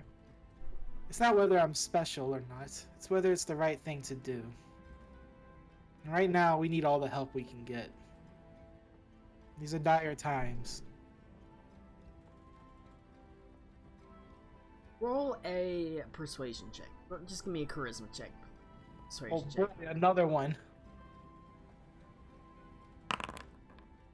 Yay, a 9. Wait, what was our port and die? Oh, that's Oh, true. shit. It is an 18 if you want to use an 18. Using it. Fuck it, use it. That's a 1. Good thing I used it. She seems to almost hesitate, staying silent as you say that, but then she looks up. I would welcome your help. We would welcome your help. Things are not good. I don't want to be away from my clan. I don't want to be stuck in this city, but I can't deal with the fighting, and more of us are fleeing away. Druids are so few and far between already. People more and more speaking with the cities, and they're no longer beholden to nature, despite the fact that nature rules over everything. And it doesn't help that people are fighting amongst them. And we've Did she tried. just imply they're city druids now? There are city druids, actually. There are urban druids. Oh my god. And we've tried to break You them up. rats. We've tried to. Speaking sense into them. But they're all so set in their ways. They all know that they're the one that was supposed to succeed their father, to be the true crashing tide. And we've tried to convince them maybe it's not the case. Maybe they're both are. Maybe neither of them. But they insist on fighting each other, and all the while these dragons have gotten stronger and stronger. And they've taken gold and killed people. The fishing villages themselves, they hide.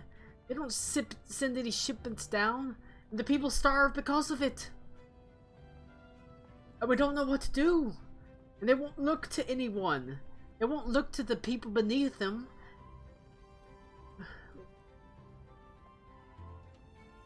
What they need is someone to talk some sense into them. An equal to talk some sense into them. There was a time where we sent messages out to the other leaders of the Druid clans. We even sent one out to the Earthquake in Beaz Kumlahar, but he never answered.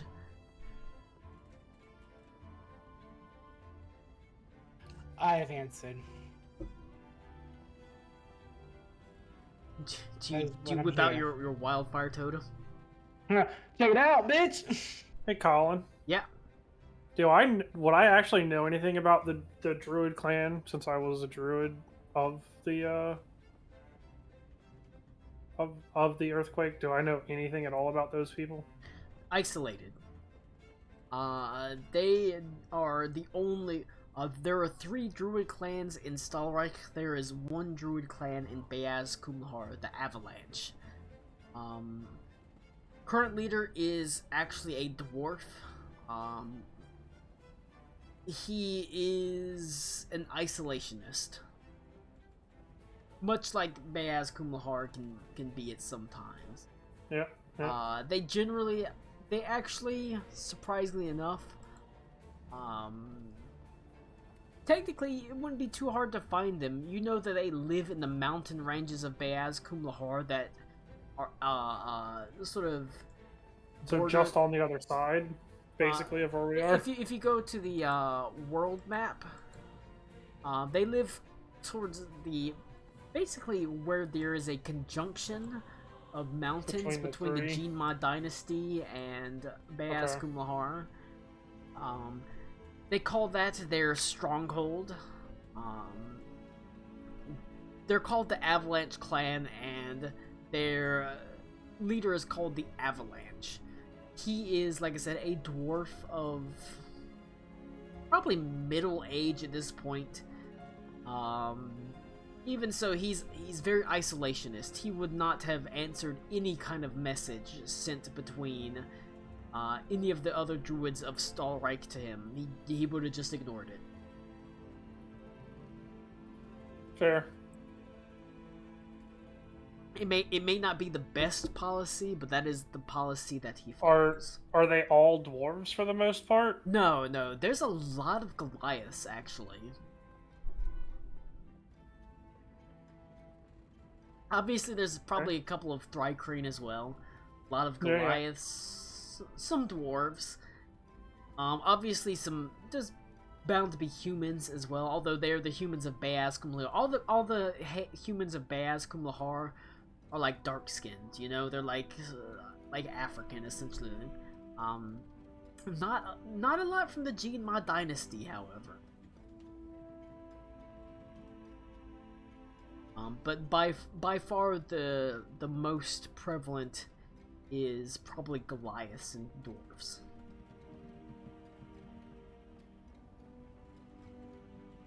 Like I said, it's a little bit unusual, but that's just how it is for the Avalanche.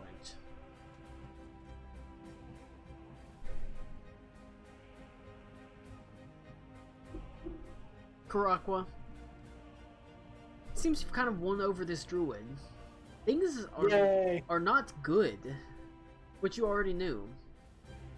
Two sides of a family at war, twin siblings, people that should be bolstering each other in this time of trial, at each other's throats, all over a little bit of power. Each of them having essentially equal claim to it. It's not what druids should be, really. It's about balance, working together. It's about drive. It's about power. It's almost like they need a wise and guiding hand to unite the two clans. I know someone like that. And at the same time, Hey, Klaus. At the same time, their war between each other has allowed these three. I mean, in the Encyclopedia Draconica, they're described as young white dragons, but the Encyclopedia Draconica was written, I think, 70 to 100 years ago. Yeah. So they are now adult white dragons. Great. The three of them having raided the landscape, gathered all sorts of, basically a treasure hoard for their own. Obviously, living in the residence of the Three Sisters. I don't know, I'm probably going too on the nose at this point. We are stupid, so. Asta, Nicola, and Winfred. Living near, terrorizing the villages of Kultwald, their lair's located somewhere near the Three Sisters. Oh my god.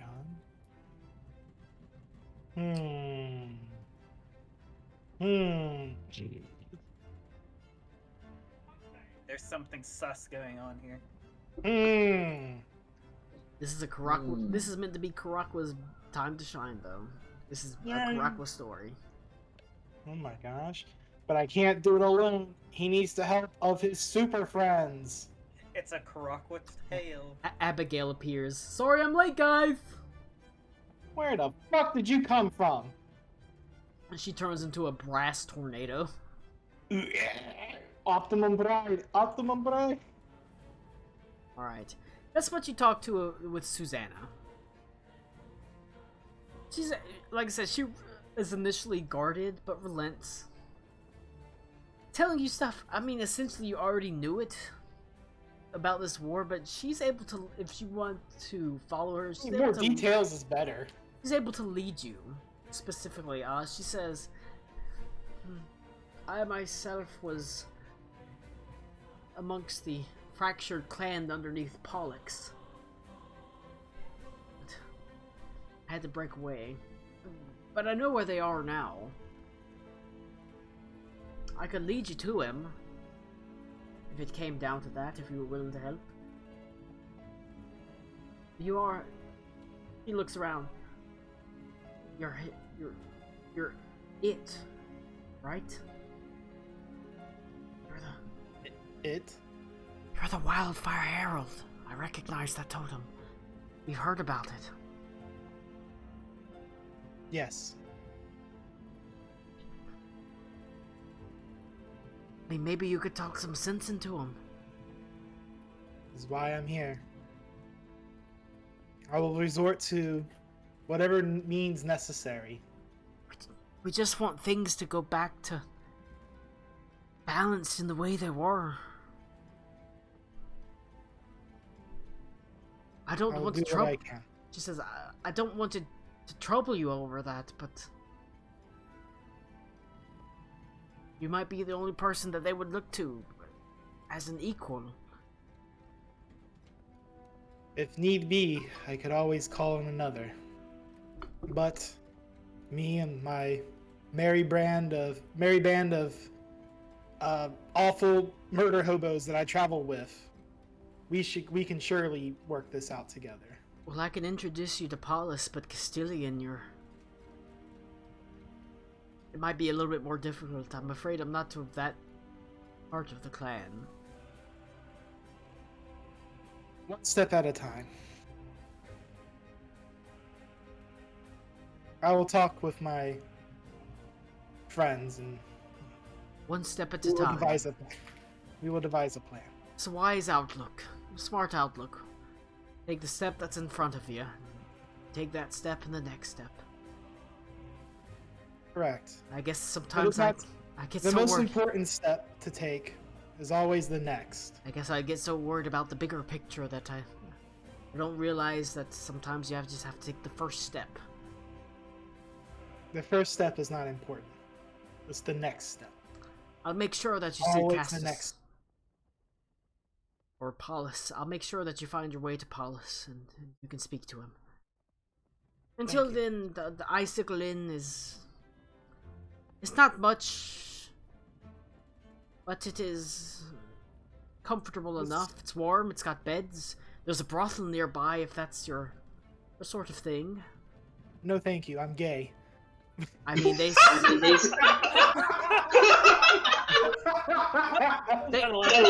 Fucking thank you, Cody.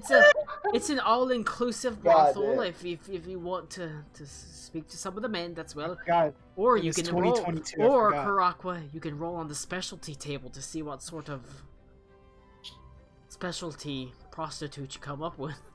No! Colin, if I see Colin reaching for a notebook, I'm going to leave. Joke's on you, it's all online now. Damn it. Would you like to roll a d30 for the specialty woman? No. / man. I'm fine being here warm by the fire, drinking ale, and talking with someone else like-minded like me. You're never gonna get lubed up with the gelatinous cube. I see that as a good thing. Does your prostitute book have a dryad that turns your butthole into a cornucopia? It does have a dryad for tree huggers. I'm kicking you for that one. Wait till you find out that it's got a Who got kicked? Boy, wait, Cody, wait till you find out that it's got a woman under a permanent sleep spell. Cody's on a fucking power trip, dude. You can't stop me. Alright. I'm ready to pass the reins to someone else's turn. Karakwa, you meant to say that to me, I already hate it.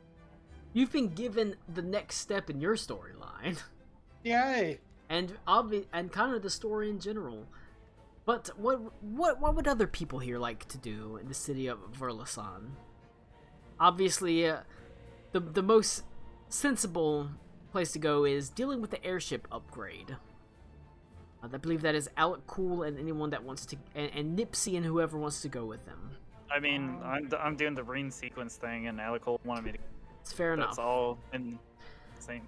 Despite the fact that Verlason could be described as a little bit backwater and compared to the cosmopolitan metroscapes of Weissenberg, this sort of beautiful capital city with marble walls and minarets and things like that,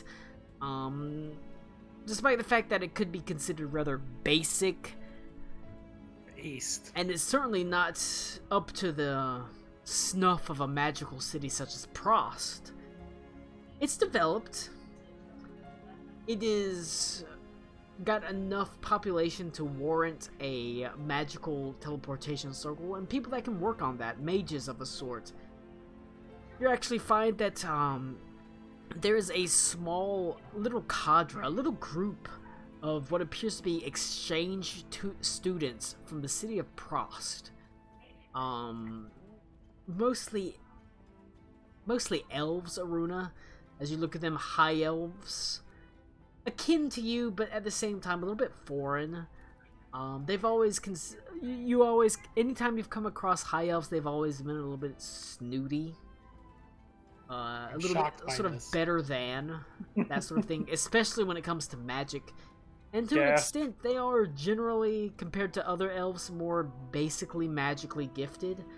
That being said, they're comparable to a moon elf. And so it's not hard to seek them out about a teleportation circle. You can see that one has been relatively well maintained. Verlason has always been a big city, but these elves are seeming to do like a work study or a thesis on increasing the amount that they can send over a teleportation circle. They themselves are trying to see if they can send an entire ton of fish from Verlason to Weissenberg. And a ton of fish is a lot of stuff to teleport.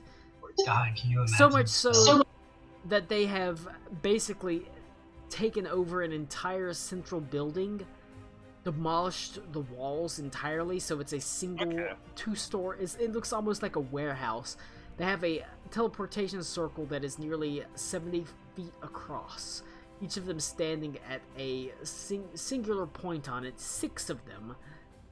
The circle glows faintly, casting purple light across the dim interior landscape of this building that has been demolished outside of the outside walls. There is what appears to be a large shipment of, basically, I mean, they're kind of frozen fish. Chilled fish would be a more apt description, as it's not quite frozen. But you can see as they mutter the words of arcane magic, spell fizzles. They fail. Not quite able to send a ton of fish. It looks like they send about half of it, cutting the entire crate literally in half. You can see there is literally like half fish in there.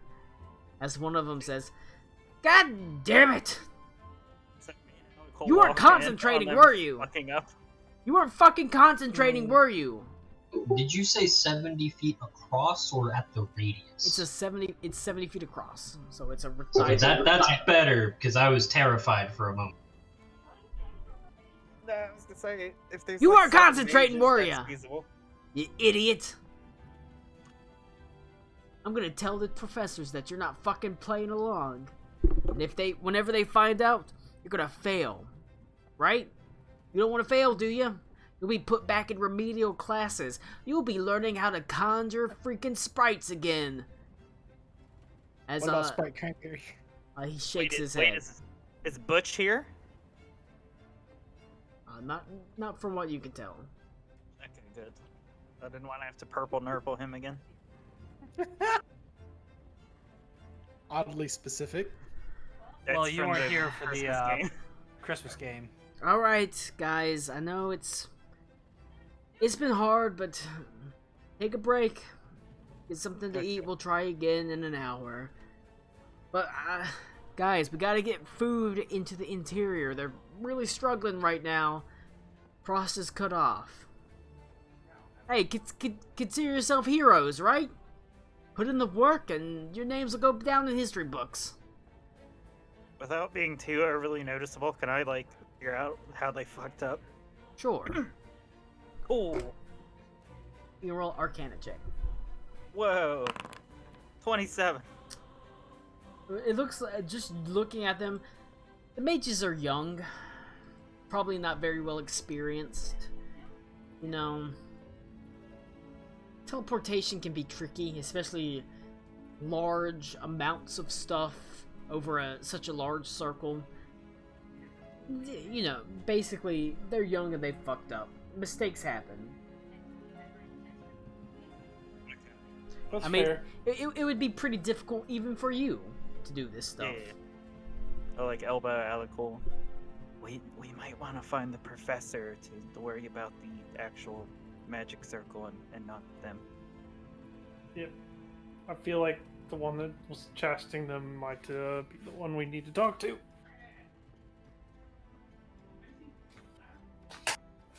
Probably. Probably. Jesus, we're never gonna get these fish to freaking Heisenberg. Here's the plan, Icicle. I will offer my services in the negotiations when you talk to him to get a discount on the teleportation circle. Okay, because as you know, me talking to them is probably not like a great idea. Well, I mean, I'm not particularly good either. But at least you don't have disadvantage. I have disadvantage. And I have a 10 charisma. Please. I know. Reminder, Nick has levels in 12 classes. It's fucking 4! You're just jealous. Nick didn't see an ASI until he was already a man. What a shame we didn't That's bring not true. I had an ASI before I got 4 classes. Sir. Hey, One. what are y'all doing in here? What are you watching? This is top secret Shame. stuff right here. Shame we didn't bring Ito with us, the charisma-based character. Ito coughs in the distance. Well, I have double digits in persuasion. And yet you never talk to anybody we need to talk to. well, we were just... I was not escorted to these people. I mean, we can go back and get him. No. No, it's fine. What are you, one of those moon elves? My wig's not doing anything for my disguise? God damn it. You have purple I skin. mean, you're still fucking purple! I know. And there's a fucking thing above your head. Don't worry about that. I was gonna ask, do we see any, like, are there moon elves about? No. No. Well, we were trying to inquire as to where we could get a ship upgrade and possibly a permanent teleportation circle for it. And, well, you seemed... Well, if the price most is right, I capable. could put in a teleportation circle. This circle here is a freaking failure, not because it's not connecting, but because it's hard to transport this much, you know, weight over a long distance. If they tried a little harder, they're good kids, you know, but young. We're the more experienced mages.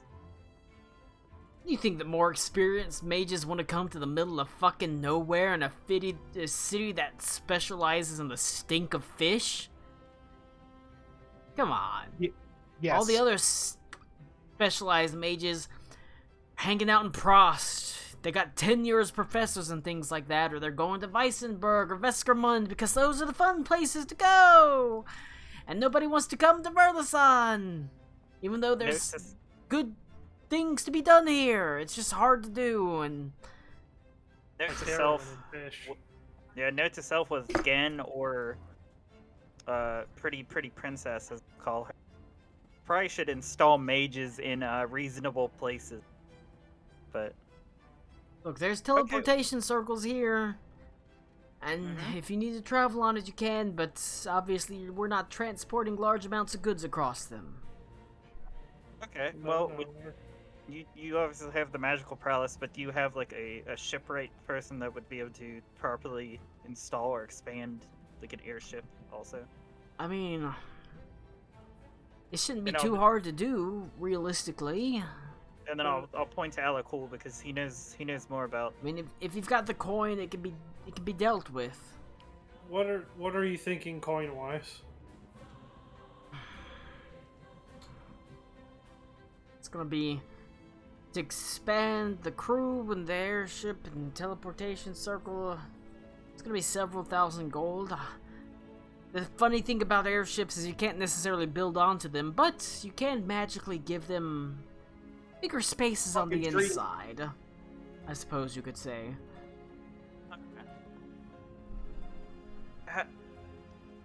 Well, the price is manageable to a degree. Would it be possible if I just offered you my services for the week, magical and otherwise, to transport stuff? Well, you'd be in charge while I was dealing with that upgrade, because I suspect I'm the only one here that can do it. Well, If you think you're up to the task, oh god, am I up to the task, Colin? maybe. Okay. Can I tell how strong that guy is? You can roll an Arcana check. 'Cause, I mean, I can make circles, but Or a history check. Arcana's better. Damn, 31. Probably be like a junior professor. Pretty powerful, but not wildly powerful. Okay, but he's more specialized. And the students, they're just students. They'd be like apprentices. Gotcha. You'd easily be on the level of him. Okay. Maybe not with so much of a specialized ability to expand the airship, but for the purpose of like expanding the teleportation circle, probably. Okay. Well, I will, I guess, take care of them while you take care of that. Good. I just need give me I need a vacation. Take a These week. Idiots. Yeah, I mean, take a I week. can show you to the ship whenever you're ready. I don't see any reason to start. I don't see any reason not to start right now. Anything to free me from the shackles of these morons. Well, Good luck. But yeah, he'll well. expand. He'll expand your ship basically. got it. Okay. Well, I lead him to the ship. All right. This hunk of junk. Go Yeah, I sweet guess it's talk not him that on the bad. discount. All right. We can spend 7,600 gold, so I think we'll be okay. Give me a week and I should be able to fill it out. Like I Alright. said, these things, they take a little bit of time, but once they're installed, they're good to go. Well, this I show him to Nipsey. Nipsey, this is the professor that's going to be helping with the teleportation circle. Well, we sir, don't have a this lot is of room Nipsey. on these two decks, but below deck, on the lowest level, we'll probably fit a nice teleportation circle down if we sort of rearrange the freight a little bit. It'd be pretty convenient, really. As she shows him down to the lowest level. All right, and now that's not my problem. Nipsey will see that it's taken care of. She's gonna basically there's gonna be a teleportation circle in the cargo hold. Yep, right on. And he's going to expand. He's not going to necessarily expand the crew quarters. He's going to make them interdimensional so he can fit more crew. Gotta love those pocket dimensions. All right. I'm gonna go pee. Interdimensional crew quarters. I'm gonna go pee real fast, and then we'll see who else wants to do stuff. Probably get a drink. Mama, take this dog outside, because she needs to pee. I gotta pee. Since it's apparently about to fucking open up outside. Yeah, now's the time. Yeah. I didn't realize we were under a flood warning until Ryan told me earlier. We're under a flood warning? Yeah, since yesterday. It's Yes. apparently going to rain all night tonight. Like, literally all night, and it's going to pour. It's gonna pour like a whore. There are tornadoes in the Piedmont, and in the mountains it's hella snowing. It's all the same storms. Great. Apparently it's snowing in Raleigh. That doesn't surprise me. It's it's supposed to be like 30 degrees cooler almost tomorrow. Based. I mean, it'll be great to not be fucking almost 80 degrees outside in fucking December and January. It's 80 for you guys. It's Almost. legitimately Yeah. it's 42 degrees here. Yeah, on like But one of hey, the days- like I'll be honest, you guys have trees. When the fucking wind blows 50 miles away, I feel it. When the wind blows. Like, when the I got in my wind car bites. right after Christmas, Connor, and it was Nice. like 107 degrees in my car. Nice. And I was like, what in the fuck is this? Merry I had Christmas. to, I've had to Merry explain Christmas! I've had to explain that to people here that in North Carolina in February where when you guys get really cold, when you finish defrosting your windshield and then you hit 60 miles an hour and it just freezes over again. I had to explain that to people here because they're like, how does that happen? I'm like, it's 200% humidity, motherfucker. To air his clouds. All right, Ziggy. We can I always, like, as somebody who lived up north for a while, I always got so mad when I'd see fucking Yankee tourists in North Carolina going, oh my god, they're closing school because of a chance of snow. I'm like, one, there's one snowplow in the state. Number two, the entire fucking state freezes when it breathes on 32 degrees. Solid. Yeah, everything becomes black ice. It's not the fucking snow that's the problem. People just don't know how to drive. Colin, you almost have a full head of hair. What's going on, buddy? I haven't shaved recently. No, you haven't. There's growth. Yeah, I mean, I can grow hair, but I haven't bothered shaving. I prefer shave down and beard. It makes me look meaner than I am. That looks. All right. Who else wants to do something before I am too drunk to do anything? I should not drink this much of a strong beer. Do it. Quit. Luke, do something. Venta, do something. I have some. Oh, Connor, let me wants see to the. talk to me. Let me Oh see yeah, the yes. Very nice. Colin has his too. Yeah, look. Yeah, no, I've seen I even his. got a little slide to play. Oh, you got a glass slide. I Is got it a, glass I got a back? ceramic slide. Oh my god.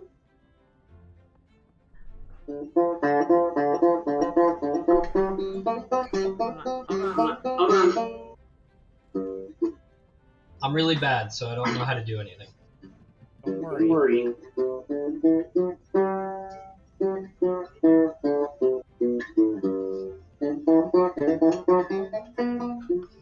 Oh man, it's really out of tune. Alright, Connor, I need you to do Devil Went Down to Georgia.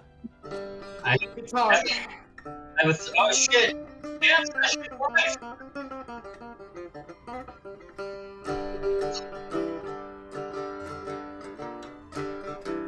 It's also really out of tune.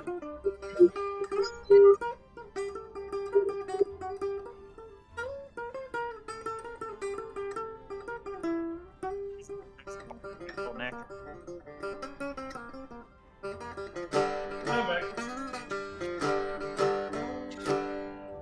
I'm drunk. I can't do anything.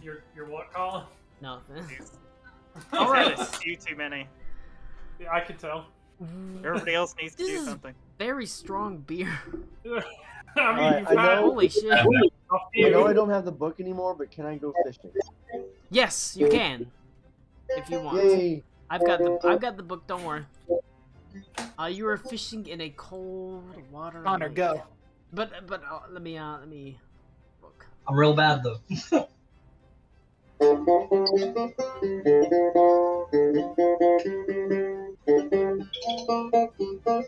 I mean, I can understand like what this. you're doing, so. Yeah, currently I'm focusing on not getting the missed notes. Where it's like because I hit it wrong.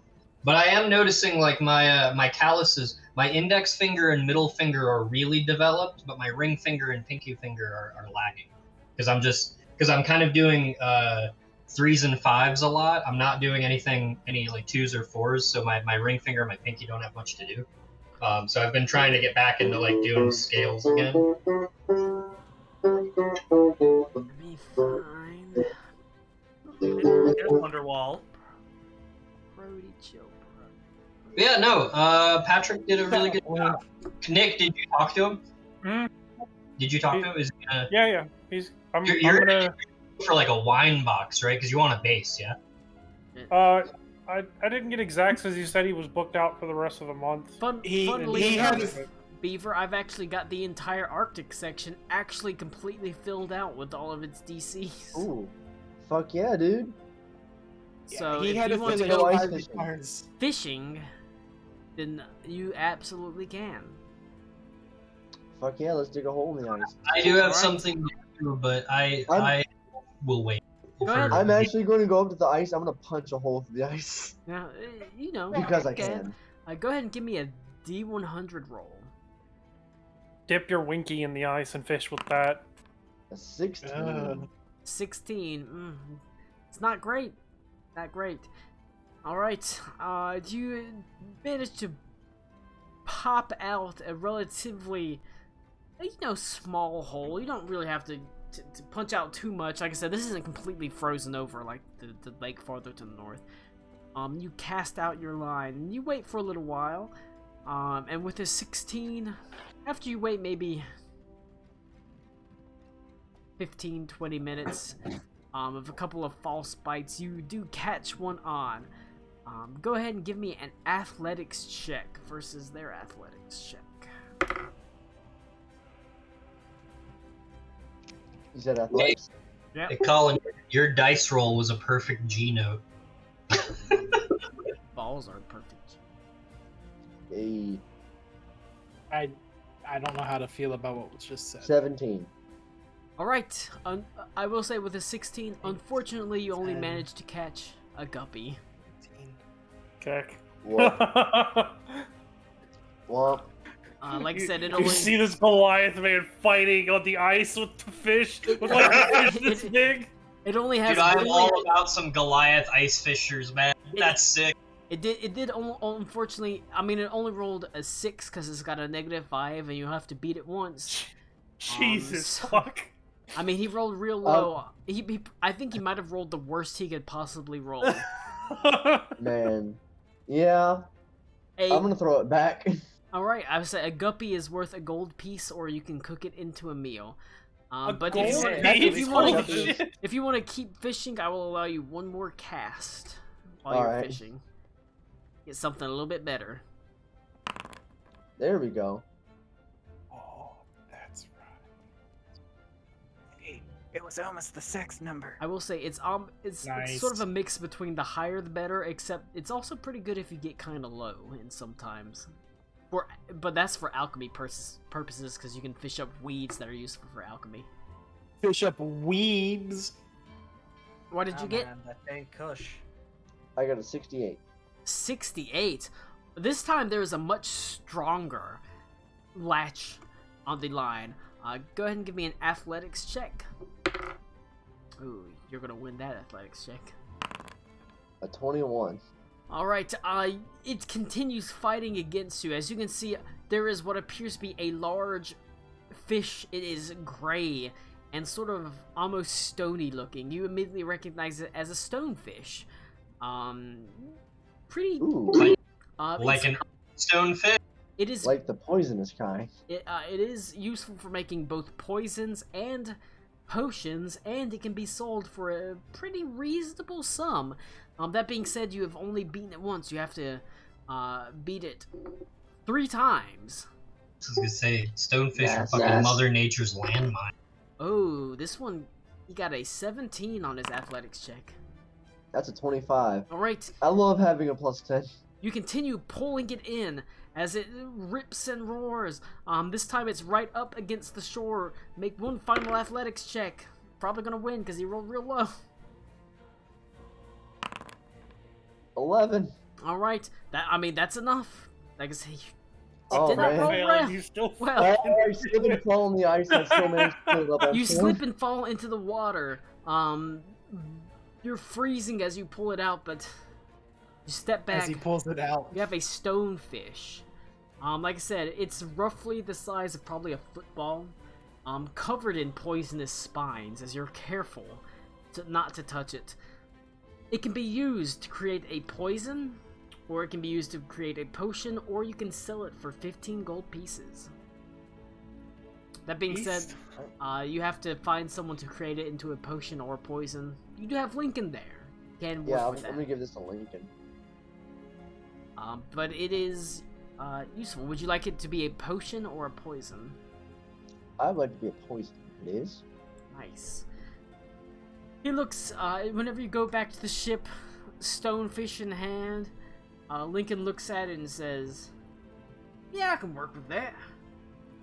Can't say I've had many, stonefish in the old alchemy table recently, but, worked with them before, so I can work with them now. It's gonna take a day or so, but I can get you a nice vial of stonefish poison. You haven't, Right. touched their spines, have you? Because if you have, we can give you antidote. Oh, no, absolutely not. What's he gonna do, though, with the poison? Oh, stonefish, it's like its name, it'll petrify you if you get hit by it. Ain't good, that's for sure. It'll be good for me. Alright, I'll make you up a Yeah, vial. Stonefish legitimately scared the shit out of me. For real, right? And you will be able to get, after a day, you'll get a vial of stonefish poison that can petrify.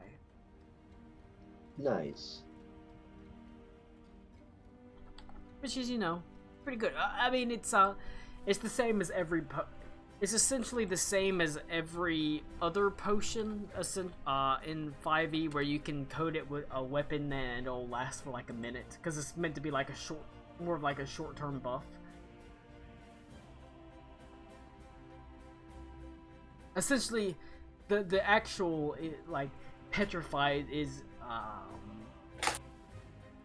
it begins essentially turning to stone and is restrained. It has to. It is the same as a basilisk's petrifying gaze, where they have to make a DC or they have to make a Constitution save, and if they fail, they're restrained, and if they fail again, they're petrified. They're turned to stone. Oh, damn. But Lincoln will What work is on that fucking gift? What the fuck is that gift? If you want to, go ahead and add a petrifying poison to your inventory on the Which gift? Which gift? The rock and roll fish one. But I typed in anime fish. I will say you will have to Sure. add that as a separate item that Yeah, you'll have to put in custom. yourself, because I don't think I'm pretty sure there's not a petrifying poison in there. I searched for Yakuza swordfish to find the swordfish cannon, and I got this instead. All right. Jesus. What is Venta doing? I am recoiling from the shock of realizing what I have. But at the same time, I know what I did and I would do it the same way if I had the chance.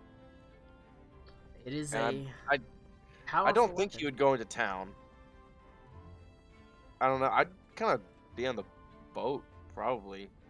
+3 is you have to give up a lot for it, but a +3 weapon with pretty powerful rider on top of it with the diseases is pretty good.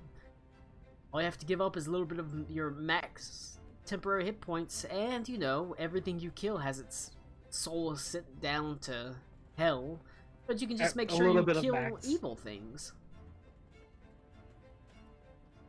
Yeah. The Blade Pastillians, it speaks to you, whispers into your ear. We've been trying to reach you about your car's extended warranty. It's true. Damn. What is Ito doing? Ito would take Adelaide into town to Adelaide says, "Are we finally going into town? Please tell me we're gonna get drunk and get laid." I mean, we can do that. It's been a long time, I'm not gonna lie. And to We tell you can the do truth, that. rabble on the ship is not exactly up to my standards. I'm pretty sure Maybe you're not going to M. find Maybe anything M. that's up to your standards. But also, we can think about that. But I also do genuinely have some things in town to take care of, and I figured you might as well accompany me. I suppose so. You are my advisor after all. She has been improving slowly with her weapon. She's been practicing multiple weapons at this point. She definitely favors two-handed weapons. Great sword, like a great mace, spear, that sort of thing. We chose fighter? You chose paladin. Paladin, right. But we chose the more like self-oriented militant fighting path, which is being shown by her focusing more on all aggressive melee weapons, two-handed melee weapons. Like I said, she favors great sword, a large like two-handed mace, and spear. Okay.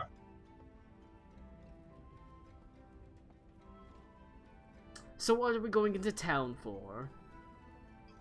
I need to find either. I'm looking for. Go ahead. Can you believe people live like this? Ugh. It stinks of fish and sweat. You know, truth be told, I can smell your quarters from down the staircase, and frankly... You know, I can have you executed for something like that, right? Would you like to? Connor, that just turns you on. Go ahead. Execute. This far north, away from the Empire. Got it. She looks at you... Whatever. Actually, out of character question, is Tommy the only one that has sending?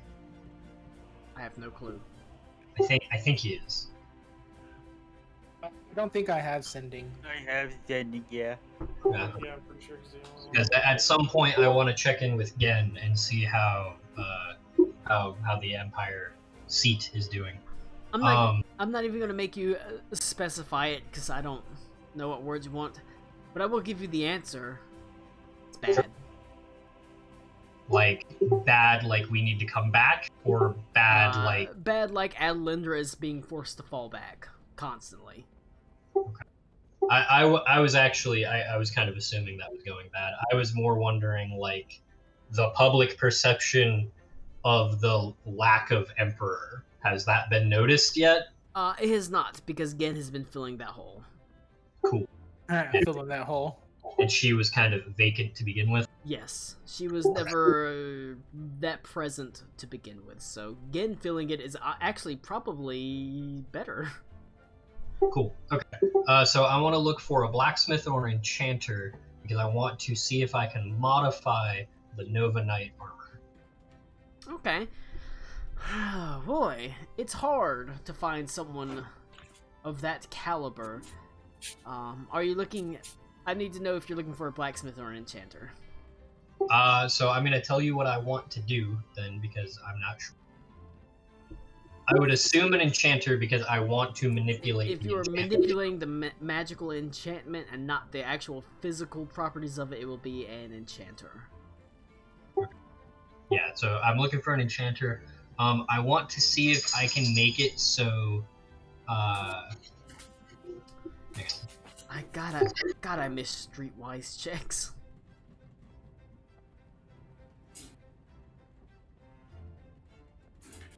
I want to see if I can manipulate the astral leap into taking place as part of a move action instead of as an action. And I understand that such an adjustment would probably make it so it could only be used X number of times. Probably. It would also cost probably a reasonable amount of money. Maybe not a ton. It obviously it's going to cost a little bit. That ability is awesome, but me only getting it as an action is real frustrating. Do you have proficiency with blacksmithing tools? Ito? I severely doubt. Let's see. Dice proficiency. set viol. Oh. Tool proficiencies, viol, and dice set. Yeah.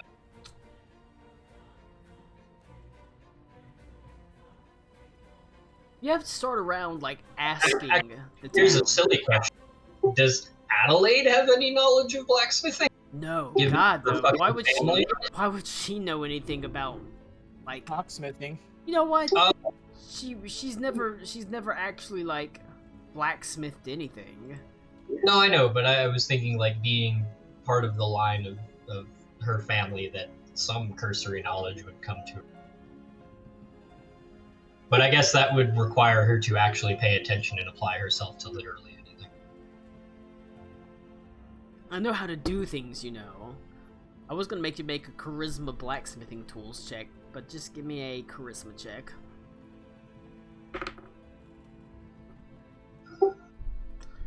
So, Adelaide rolled a 25. I rolled a 20. Not natural. Dirty 20.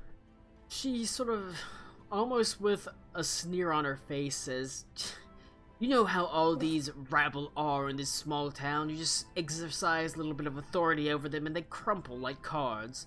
You, who's the best blacksmith or enchanter in this entire town?" And you can see she almost has her brow furrowed and her hand sort of strays to the sword on her back, almost she's got an air of an empress to her, sort of. Once again, she is after all the holy emperor of this place, and she has, every now and then she really shows this air of authority about her, even if it's not all the time. And the guy almost crumples as he sort of says, look, I don't want no trouble." I would speak up and I'd say, like, apologies, my friend is not from these parts and neither am I, and she has unfortunately never been taught manners. That's right, and I if you have don't want me to never- come back to these parts, you better tell me where this person is.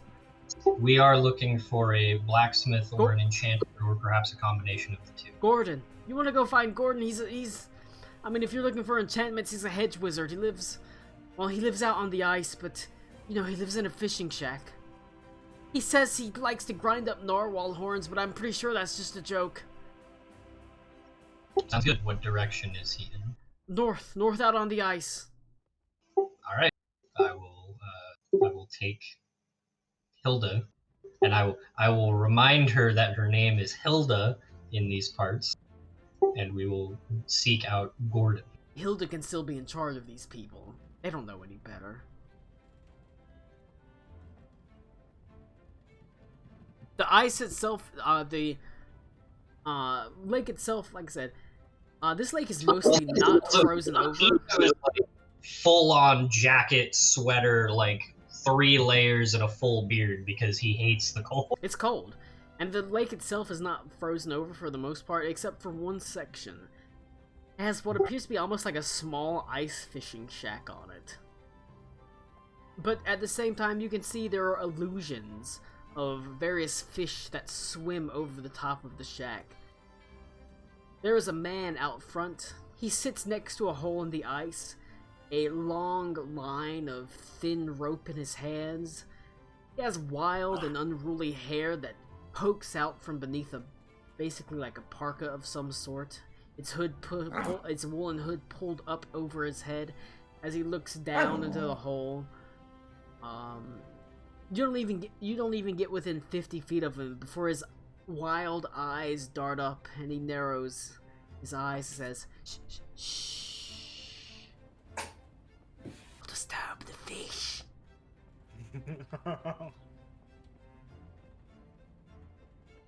Great. Now you talked! I heard you!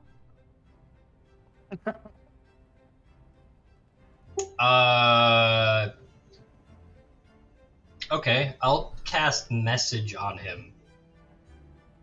And I'll tell him, I apologize, we're looking for Gordon. I am Gordon! Does he say that? Yeah, he says it out loud. Okay, then I just start fucking walking towards him.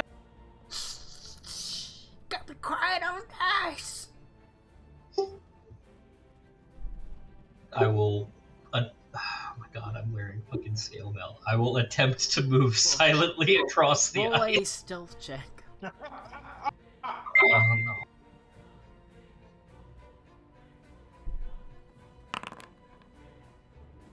no. 9. I got a 1. Yes! You done scared off all the fish. What do you want? Hold on. Why? I thought the stealth should be like asterisked because I have the heavy armor on.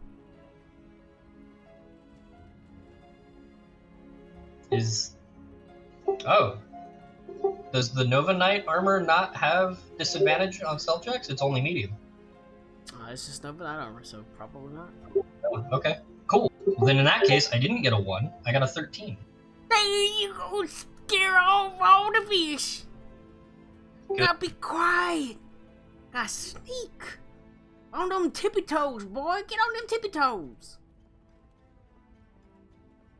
I continue walking towards this man. What race is this guy? He's a human. Okay. No,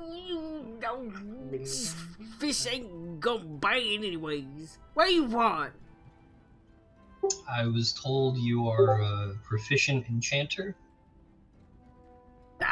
That's rude. I am a magician. A hedge wizard of renown. Well, I'm not from these parts, so unfortunately I'm not familiar with those practices, but I have a set of armor that I would like modified. It's already magical in nature. I would like to have its nature adjusted. Oh, that armor's nonsense. I can give you a better armor. Can I insight check that? Sure.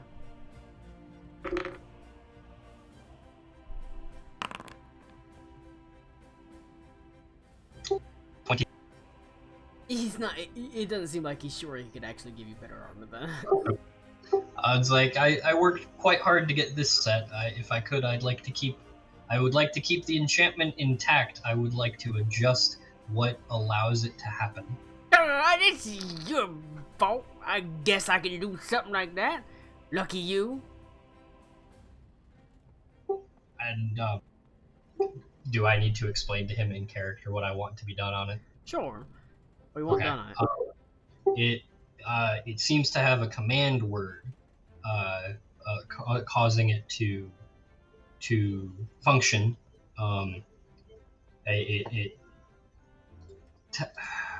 It's like a blink. It teleports me to like another plane, and then I come back.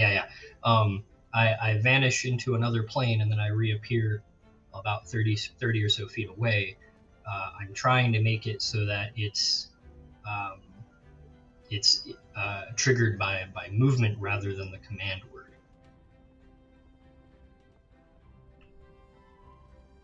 But Dad might be able to alter it, although it might not be able to be as useful if you needed to use fast. I mean, you'd be able to use it less times, and you were to spend some time doing it.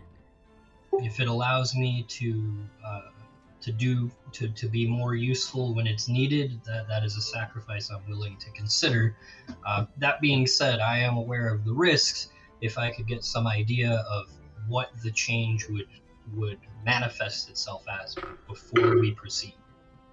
He looks at it and says, I might be able to speed it up a little bit. Be able to use it pretty quickly, but you're gonna have to rest after you use it. Armor breaks and things like that. It has feelings, it has a soul. You'll be able to use it, and it'll be able to use it fast, but you're gonna have to race. You're gonna have to rest before you use it again. Are we talking like bonus action and a short rest? You'll be able to use it once as your move action to teleport, then it will be unusable until you take a short rest. Oh god, that's a hard call. But as part of movement? You'll be able to use it as your movement action to teleport. In place of movement, or in place of movement. So instead of moving Or- 30 feet, I blink 30. Or you could do it as a bonus action for a blink of 30 feet. Like, basically like Misty Step, but you only get to use it once per short rest instead of proficiency per long rest. A free Misty Step. Okay. Free Misty Step. Wow, that's real good. Okay.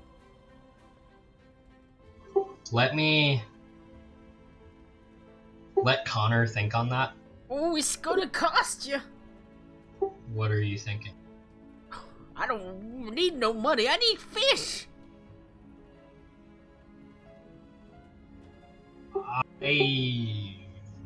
Have I seen Bruce fish? Probably. I mean, he might still be out there in the water. Yeah, actually, can I see Bruce? Is he out here? You could probably search him out. I have a friend who might be able to help you on that. However, I imagine this would cost quite a few fish. Oh, just one fish. I need an ice-capped turtle. You get me an ice-capped turtle, I can give you anything you want. Did Like he, an actual turtle? did he say a turtle? He said a turtle. Ice-capped turtle. Ice cap. Ito is not very well traveled, but just to make sure, turtle aren't fish, right? Turtles aren't fish, but you know. They are, in fact, But you can fish them out. You can fish them up. Ice-capped turtle is a fish. Okay. And since you're specifically looking for it, I'd probably let you fish it up. are they? Their shells are extremely useful. They can be used to make shields or ground into various potions. I will. Actually, they can be. Actually, ice-capped turtle can be used to make a breastplate as well. I will see what I can do, but I do want to think on that before I make that decision because that sounds helpful. But I'm wondering. I'm just looking for a little ice-capped turtle. You bring me that ice-capped turtle, I'll make sure that you pay good. You get a good armor. I change it however you want. Okay. I will go seek out. Here's another thought. If I get you, what is the Nova Knight armor? Is it scale mail? It just says medium. The Nova Knight armor is, in fact, what I put it as in your. I think I made it just plain scale mail. Oh, sorry, I didn't realize I put that in the chat. Yeah, it doesn't. It just says medium armor. Oh, it does say stealth disadvantage. Okay. So never mind. I did get it one. Inventory. Scale. It is scale mail. If I get you another set of scale mail, could you duplicate the enchantment that's on this armor? Oh, I suppose so, but it'd be a lot more expensive. It's not no simple enchantment on that armor. Are we talking 2 ice cap turtles? 14. For that sort of thing, you'd have to get me an Icicle Eel. I'll let me bring back your fee, and that'll give me time to think about it. Thank you. Well, think about it, but be careful about them Icicle Eels. They're dangerous. Thank you. Good to know. Icicle Eel is the rarest fish that you can catch on the Arctic catch table. I had a feeling you were going to say that. You should have known, laddie. You should have known. Kind of. Cody, you still have that cup? Why wouldn't I? I love that cup. Because nobody loves you, Cody. Your wife is leaving you, and so is Tommy's. Oh damn! And Tommy can get dark. married. Are they in cahoots? Yes. Tommy, He doesn't accept me for my degenerate qualities, so I I wouldn't. need, I I need Can to you close blame out my. I need to close out my Wikipedia page on Jim Belushi. Tommy, I secretly always accepted your degeneracy. I Damn, love okay. you. All right. Damn. I'm a You giant jams in the fucking fishing weed shack. bag myself, as you know. We can rub So- Paul's spot. So Tommy and Cody's wives are gonna divorce, and they're gonna marry each other. Then Tommy and Cody are also I gonna do, marry I each do other. mostly want to wrap And they're up. both gonna be at the wedding. I wanna We'll Right. jerk each other's off as we watch. I want to wrap up everything that's done with Verlason so we can start with the druid stuff and Oh my dragon god. stuff next. Yeah, I need to talk to the Bardy. I need to talk with the party about that. So. I will go seek out Bruce, but also it's about 8 minutes from Sandra's cutoff time, and it's dark outside, so I need to figure out where the fuck she is. All right, but I am also, like I said, I just want to get to the point where we can start the druid, like Cody's druid stuff and the dragon stuff, because we're on, like I said, we're on a crash course to the end of this campaign at this point.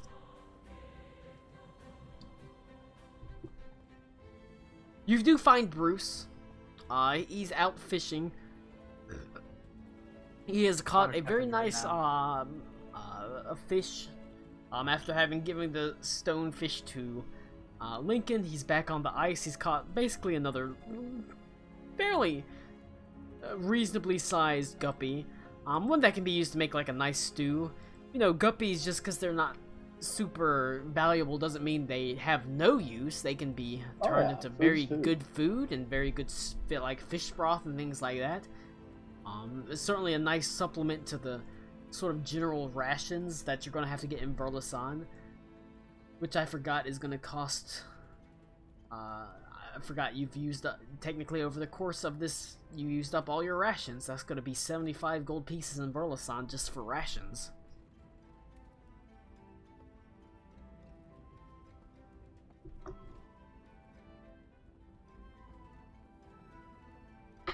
Nipsey's gonna pay for it. I don't feel like dealing with that right now.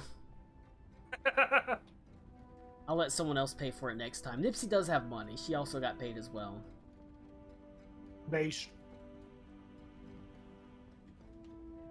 What would you like to do? Just the party in general, or? In general, yes. I mean, after getting back, I'd just... Blue, we could do the thing another time just so we can get this over. I would... Like, Croc would already know that I'm willing to help with any of the druid stuff, because I did say previously. Yeah, but I would still, talk with the party about it. Yeah. And then, other than that, I mean, like, I'm just... We'll just wait. Yeah, I mean, I'm just gonna wait. I'm on babysitting duty for a week. I did give each of you 300 gold items, so you can, if you have an equipment slot that you want to fill out, you can buy an uncommon item. Oh my god. Uncommon item? Yes. Wait a minute. If you wanted like a wondrous uncommon item, you could possibly get it. No! Could I get that coffee? The coffee thing from Strixhaven? What's the coffee thing from Strixhaven? It's a fucking never-ending coffee cup. It's like a metal flask that has like a cap that's held on it by a chain. Sure. And it says it's never-ending coffee. Sure. I actually have the Strixhaven books if you want to. Strixhaven butts. Strixhaven butts. If you want to buy the bottle of boundless coffee, which is a wondrous item, you can. Yeah. Okay, child has been identified. It's a common wondrous item, so it would probably only be. You walk into a shop. That is a very lovely tea shop. You're actually surprised to see that has probably a half dozen kettles that float in the air, each of them dispensing various aromatic teas. You can see some of them you're pretty sure are meant solely not to dispense tea to drink, but it's almost filling the air with a vapor that warms the sort of shop and fills it with a almost like a cinnamony pleasant smell as you see people are gathered within the shop drinking in it. There you encounter a woman. She is female. It looks like you're surprised, half dwarf, half human, maybe. Just the faintest wisp of a beard. As she almost carries her hands around as if she's conducting a symphony or an orchestra, making each tea kettle pour at a specific time, filling the air with pleasant warmth and smells. The Coffee Pot is the exact name of this bar, and she actually seems to be happy to have anyone wander in. You even see a couple of vagrants, likely homeless people, cold and shivering on the street, able to wander in like stray cats that she tends to, happy to give them a warm cup of tea and a moment's respite from the bitterly cold outdoors. You can see, surprisingly enough, the steam that fills the air actually seems to clean them, as if she has cast prestidigitation on their clothes and on their bodies. Huh. I like this already. My name is Damsel. Welcome to my fine shop, the Coffee Pot. You can find any sort of teas that you want, or coffees, or even a couple of fine wines, although, if you do get a bit, well, tipsy, I'm afraid I must insist that you evacuate these premises. I don't want anyone of particularly muddled mind in my shop. No offense, but I've had a couple of, well, particularly inebriated fellows hit on me, and I'm not particularly into that. Yay. Do you have a particular wish that you want? Something a little bit strong, steep? Something a little bit warm that will gird you to the core? Maybe something a little bit sweeter that will lift your spirits as if you had fallen in love for the first time. I have it all here at the Coffee Pot. One time, you seem to have a lot of many magic teapots. You and flatter me, good cups sir. and I do whatnot. indeed.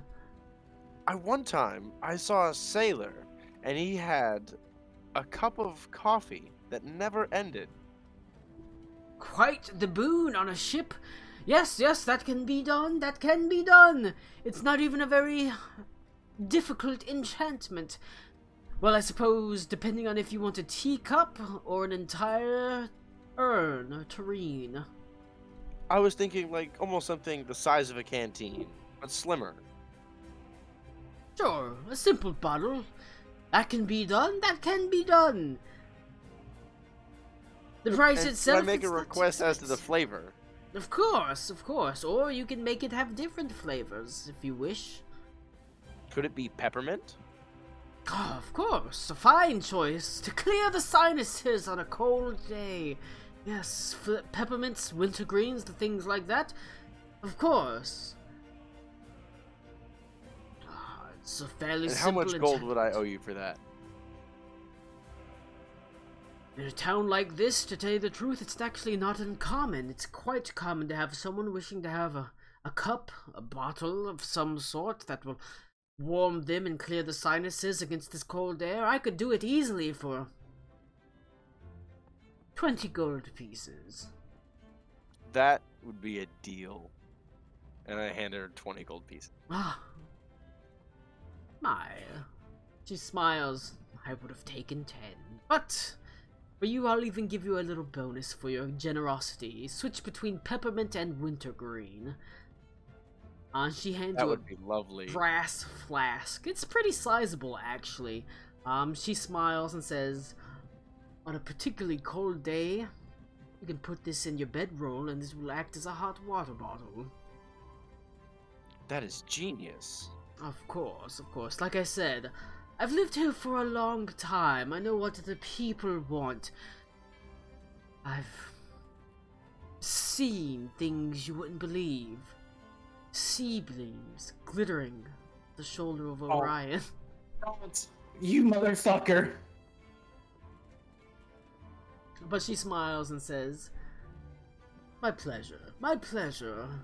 I'm always happy to help people in a town like this, so cold and distant and destitute in certain ways. But I'm happy to help you. You have an interesting sort about you. You as well, ma'am. She gives you a bottle of boundless coffee that will also act as a water bottle. Like a hot water bottle to warm you. Water bottle. And also has 2 flavors. Has wintergreen and peppermint. And peppermint. Yes, I love it. Hey, Colin. Yep. So my natural armor is 12 plus dex. Yep. Is that... And I can wear any kind of armor. Is there a like I think it's studded leather. That quality. Is there something like that I could get that would give me like a bonus of any kind? Like, if could I you're afford looking one for a of those? bonus, you could look for non-armor that gives you bonuses. Bracers of defense would be. I don't have any attunement slots. Is the key. And I have the cloak of protection already. Yeah, I the just Blazers didn't of know Defense are if rare. because like there aren't all that many armors on D&D Beyond It's true. that are listed. It's just like here's that armor. Here's that armor plus one. To get that with a non-attunement, could get pretty expensive. Okay. Because usually, Like thousands. if you're looking for, say, something that will, what was it? 12 plus defense. 12 plus my dex. Dex. So what? That would be 17 at this point. Yeah. Okay, let me look up medium armor. You're Because looking I for can wear armor, medium and heavy, but medium armor always seems to have a max of 2. There's the dex modifier. Yeah. Yeah, pretty much, yeah.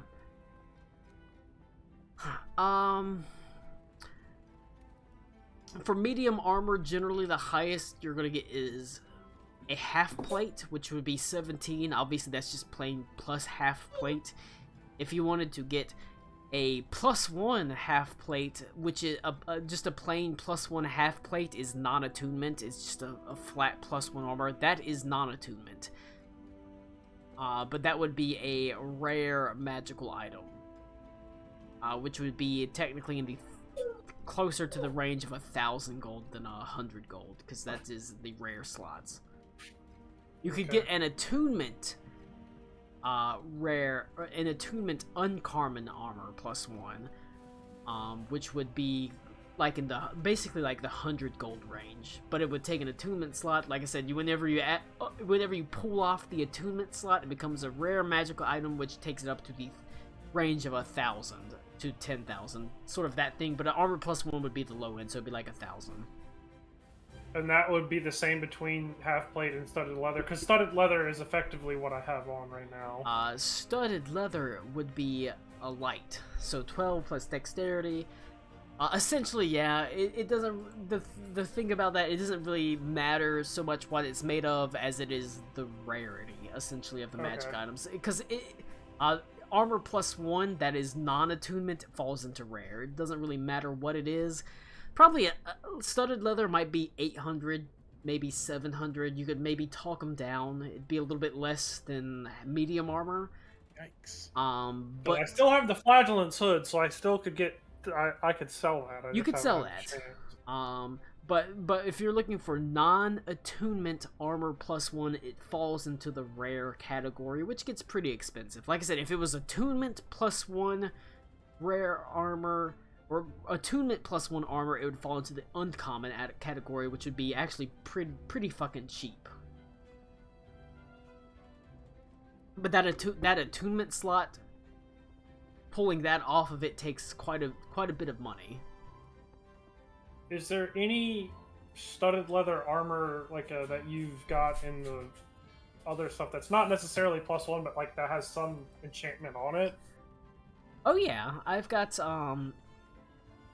and you're looking for, because even if I just got an effect, I would just be trading the AC. And you're looking for non-attunement, right? Yeah. And then you're looking for studded leather. There is nope, that's medium or heavy. Mariner's armor is probably not super useful. Yeah, that was the only one that I saw in D&D Beyond. Armor of alteration, probably not super useful.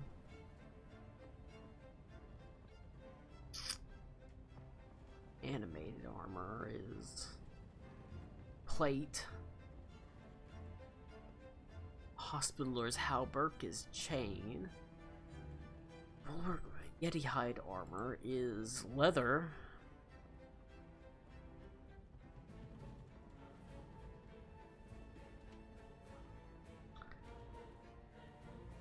You could theoretically, if you're looking for non-attunement items. Let me look up here. Go up, go up.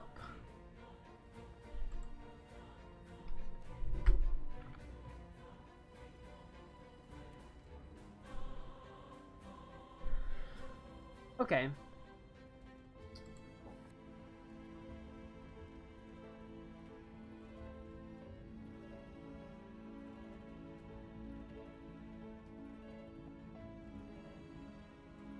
There is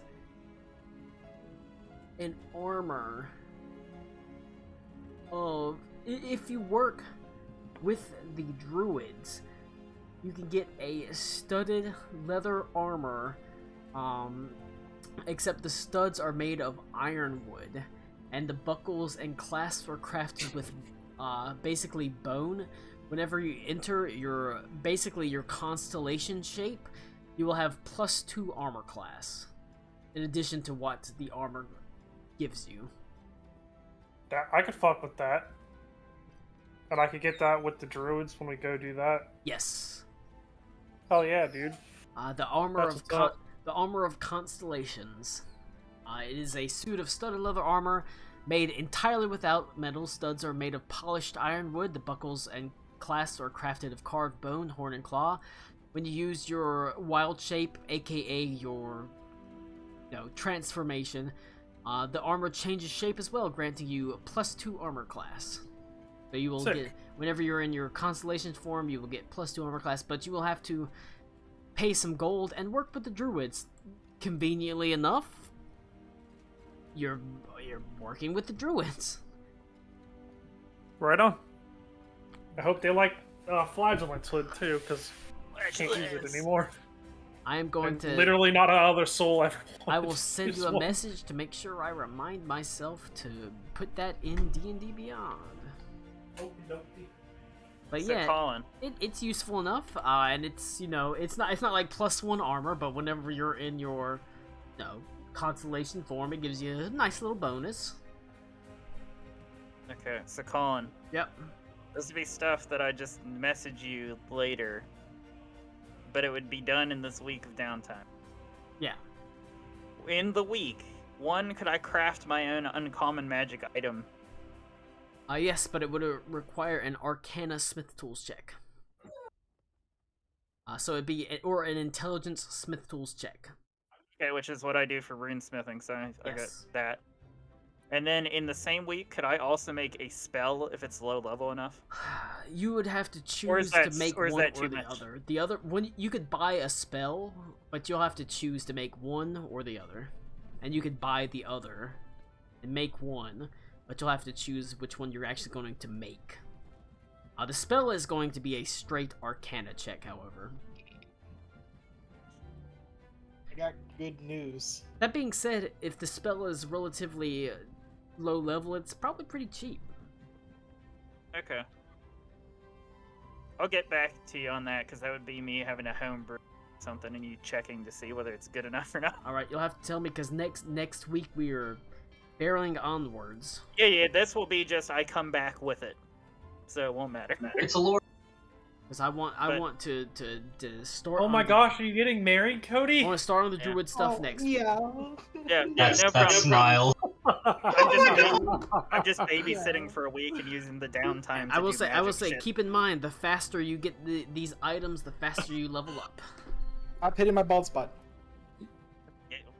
If she hits it, Cody maybe getting the hair will heavy grow ass. back.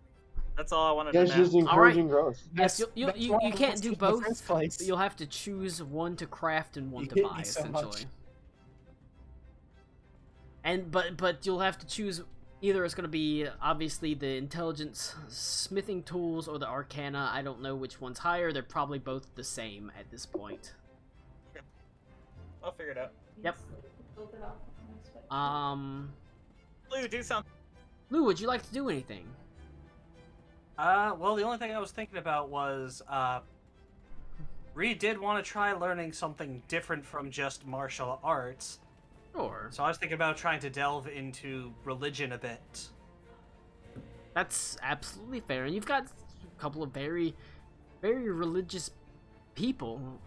Votes. You've got Icicle Eel, obviously devoted to the Raven Queen. You've got Ito, devoted to the Green Mantis Queen. Lady, or the Ito. Mantis Queen. Colin, you were drunk, bro. The Mantis Queen. Icicle devoted to, the Green Lady. You've got, to a lesser extent, It's getting worse. Adelaide, who is devoted to like Lothmater and that like Gestures with beer bottle. Yeah, gestures with I was beer wondering bottle. if there was like any sort of like religious building, a cathedral, church, anything that I might be able to. Oh shit! In this town, he's gonna find a fucking salty ass army chaplain. Of course. Have you ever heard of David Koresh? No, I have. Oh no. Is it like David Pumpkins, Colin? Oh Yes. no. Dave and Buster's. You actually find yourself surprisingly aligned with Henley. Oh my god. The people here worship not... They do worship gods, but you're surprised to find that there is a large contingent that worship the Wild Hunt. I know it's very Witcher-esque, but fucking Henley's backstory. You say it like it's a bad thing. It's pretty cool. The I Wild mean, Hunt. how many pieces of literature have we plagiarized from? Or just creative works? I mean, a lot. All of them. A lot. I'm not gonna lie. I mean, we have the fucking Avatar. That's not true. He's not learning all the elements. Yet. You find that they are a little bit fearful. Not for any sort of grand sort of plans that are going on far, far to the west with the King of Creeping Frost or anything like that. They worry about a holiday called the Night of Falling Stars, when the residents of Cultwald have especially those living in the dark recesses of the Coldwood, the woods themselves have to worry. A night of the year where the Wild Hunt rides the forests, ghostly white figures galloping through the trees, led by the Lord of the Wilds, Uller. They seek strange, warped versions of common creatures that normally inhabit the forest, boars with ghostly hides and twisted, strange tusks, much like the boar that Henley wears as a cape on his back, as a cloak on his back.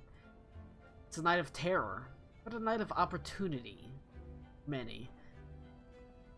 And they pray now, hoping that with all the worry in the world that for just one time, the Night of Falling Stars will postpone itself, delay itself, because it's meant to happen soon, within the next coming months, within the cold of December itself, a month before the Night of Dancing Lights. What is the Night of Dancing Lights? That is the night, whenever I was talking about how the Night of Dancing Lights have a day where everybody has a birthday, because they don't have a that is essentially what happens around the start of January. It's their new year, essentially. Alright. So they have a Night of Falling Stars and then the Night of Dancing Lights? Yes. The Night of Falling Stars happens every 10 years, though. Is it like an Aurora Borealis? This time of day, this time of year? It is not an Aurora Borealis. It has more to do with these in the minds of the people that are living in the Coldwood, because like I said, they live in the woods, essentially as nomadic clans. There are these strange otherworldly, ghostly, warped versions of natural animals that seem to descend from the sky, and they hunt them for prestige, essentially. But it can also be a terrifying night. It's a night of both opportunity and terror. And that is the night that the Wild Hunt comes out, led by Oler, the master of the Wild Hunt. So is this the town? Because Henley isn't actually from the town, right? Henley is not from the town. He is from the woods. Like I said, So it's like, he's- for the people in the town, it's not as big a deal. For the people in the woods, it's a huge He's deal. It's a religion. He's the fanatic. He is. I mean, he's not even the fanatic. He's the victim of that religion. Right. The what? He is a victim of that religion. Yeah. He's a cult escapee. He Oh, is. okay. Victim. You cut out twice on the word. He is someone that, during the Night of Falling Stars, he hunted. He did as basically his family told him to. His clan told him to, because within his society, basically the hierarchy of clans is determined by how impressive the catch they have on the night of the Wild Hunt.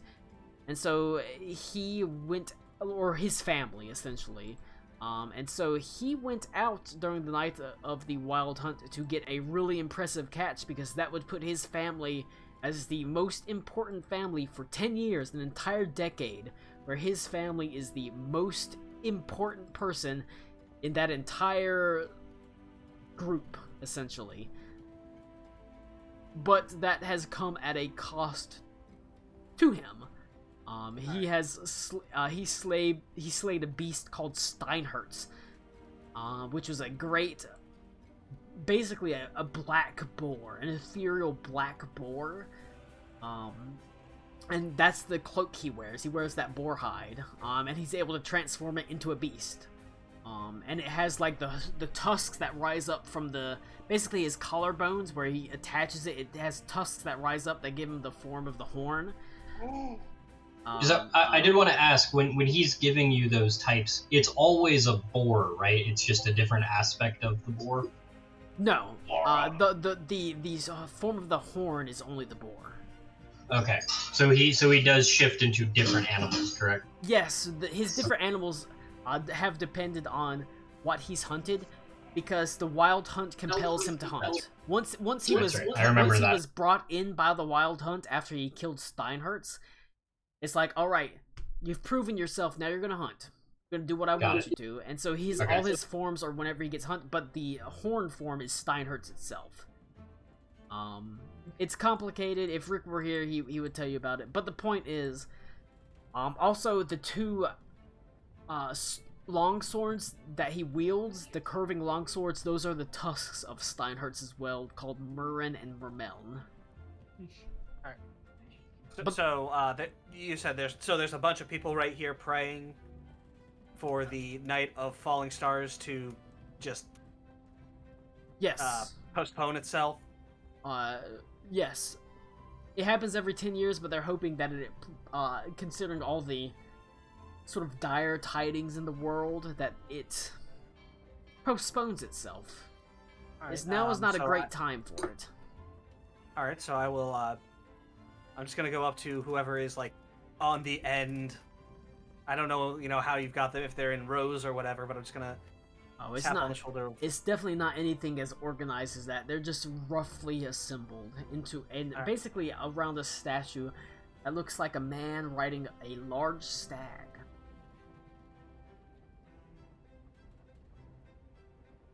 Well, I don't want to interrupt them too much, but I will just, try to tap on the shoulders of one of them and ask, what are you praying to?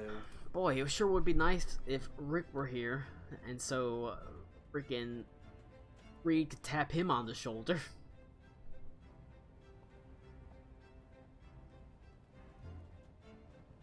I would say, Nick, is Rick here? Is Rick there?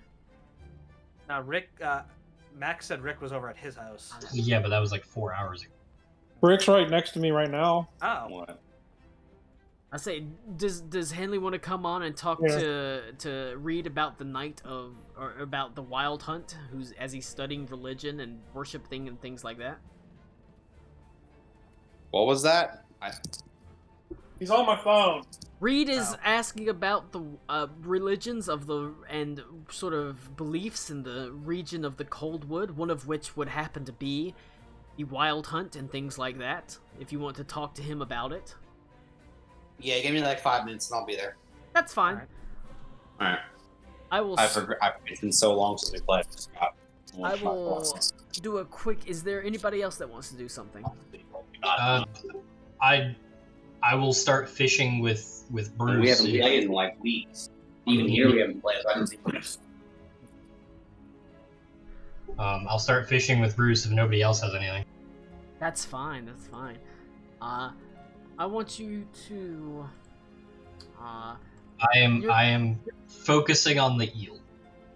You want the Icicle Eel and not just the turtle. That is, my focus is on the eel. Oh, that is a hell of a high roll to get. Not gonna lie. The eye of the eagle. I was saying Klaus. Bruce, give me a nature check with advantage.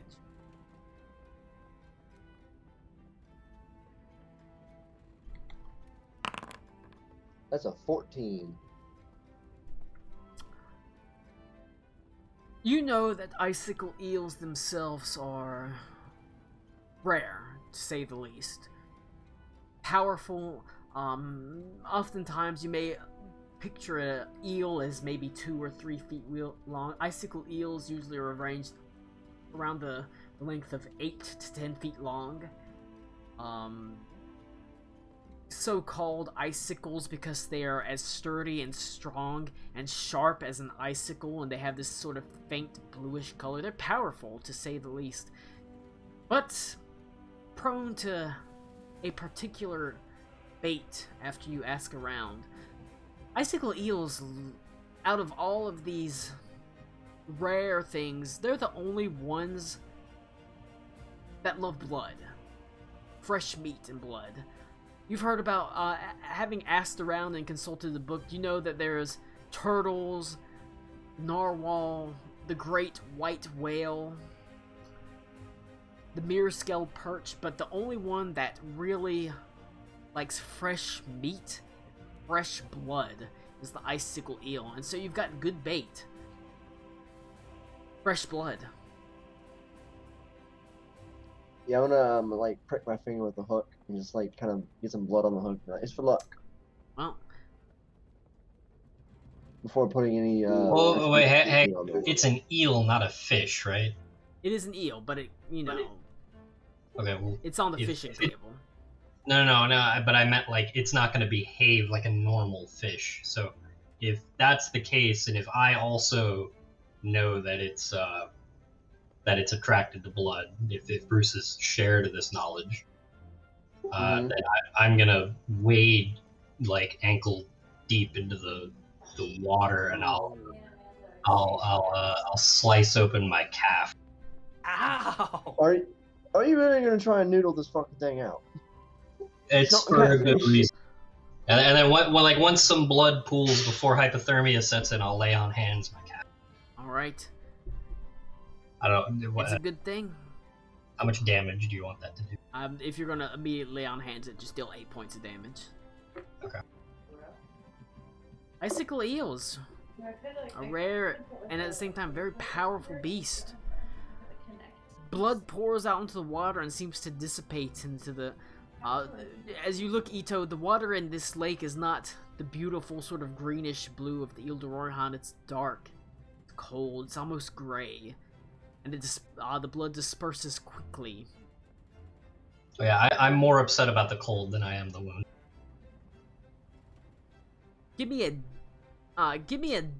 I want both of you to give me a D100 check, and both of you to give it to me with advantage.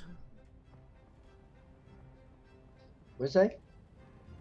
Give me a D100 check with advantage, and also Ito, give me a D100 check with advantage. Does Hilda get to roll on this as well? she hasn't not shed any blood, so she will just be a straight roll.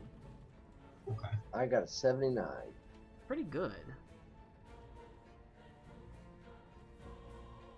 Oh my god. And you do have advantage.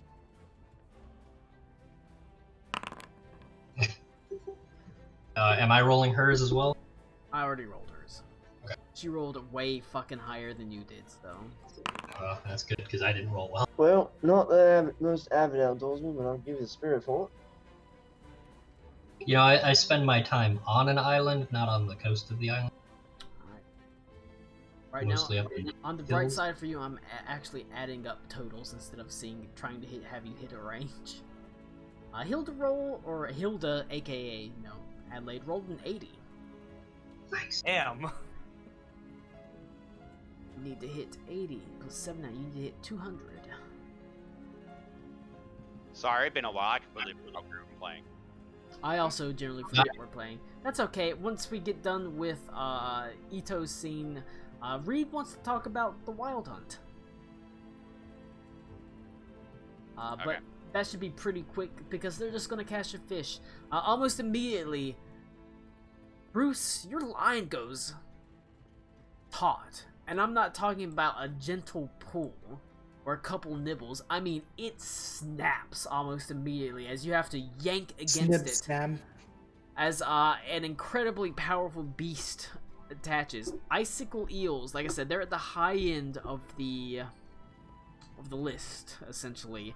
They're hard to catch. That being said, Ito is here helping you, so give me an athletics check with advantage. Can I cast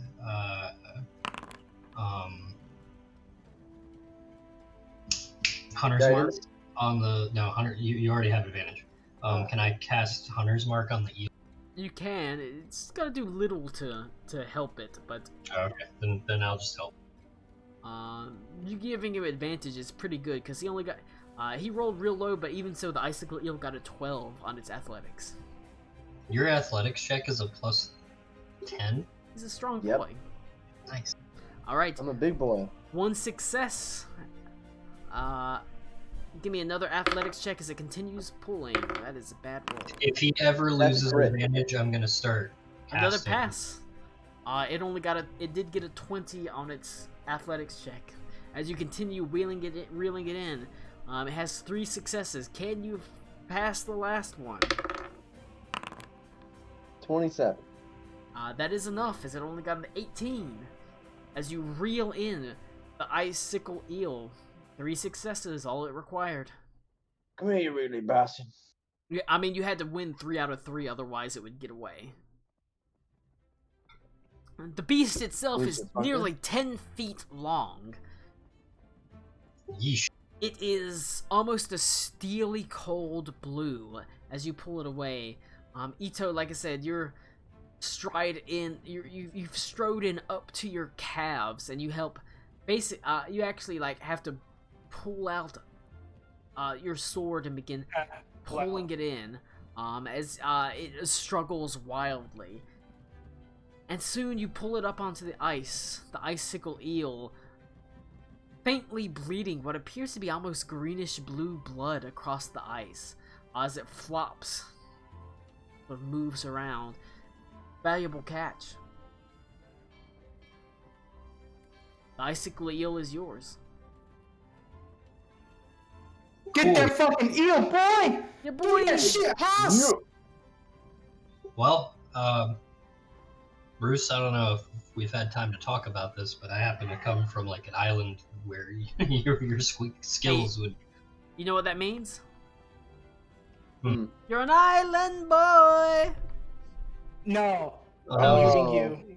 You put your vest on. I would get the face tattoos and the fucking dreadlocks and all that shit. Colin's face. Finally, I can sleep. He got muted. Excellent. How do you keep it up? Anyway, I'm. He's gonna say it again as soon as you unmute. Island boy. And he's muted again. I will Put your vest inform on. Bruce that his pastime may be enjoyed where I come from. although we have much different creatures, and I will begin to drag the carcass of this thing, because I realize I don't know if the man wants it alive or not, to Gordon. I'll grab the tail end of it and just... Actually, you know what? I'll just slap it over my fucking shoulders like fireman carry style. Or wrap it over my fucking... It's 10 feet long! And I'm 7 feet tall. The proportions I guess work out. that's fair. Okay. If Bruce, you help him bring it back to Gordon. This is payment enough, rare enough that it will get Ito his improved armor, essentially. Because like I said, normally an Icicle Eel would sell for almost 1,000 gold pieces, or it could be crafted into a magic item. Shit. So, if I recall, you had said the turtle would be the update. I wanted a second set. If you get a second set, it will be... The eel was for the second set. The 1,000 gold pieces will give you that armor, but it will give you a second set of it. Okay. So yeah, so I would head towards Gordon, and I would say that I am looking to commission a second set of this armor for Hilda. So you're going to give up the upgrade to your armor so Adelaide gets one? Yep. It's fair enough. What would you like that armor to be? Well, she's a paladin. She's not restricted like you are to medium armor. She's going to be a paladin, so she can go up to plate even. Oh my God. She's never expressed she's never expressed an interest in stealth, honestly. However, if you get plate, it will not be a magical plate, unfortunately. That is pretty expensive. Yeah, no, I'll just copy mine for what I have for right now. So you want her to have the same armor as you? Yeah, just a duplicate. Would you like her to have the same armor as you, or would you like to get an improved armor and pass your armor down to her?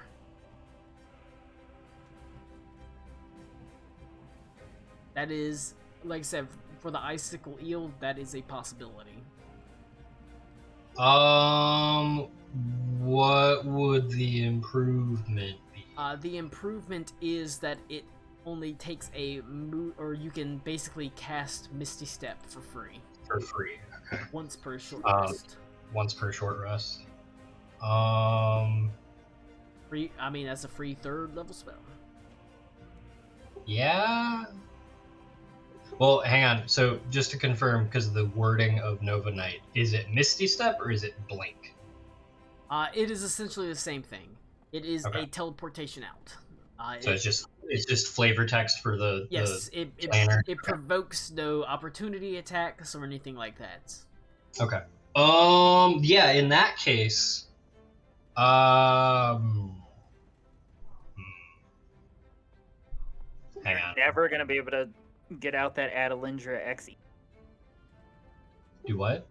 Never gonna be able to get even the Adalindra smell out of that. Well, I was also realizing that if I give Hilda a fucking hand down, she's gonna castrate me. You're kind of looking at it as figuring out what Adelaide is going to be outfitted as. Is she going to be in heavy armor? Is she going to? If she's already shown an interest in two-handed weapons, is it going to be a two-handed sword or a two-handed Morning Star or a two-handed axe? That sort of thing. Well, let's give her a maul. That would be the two-handed Morning Star, essentially.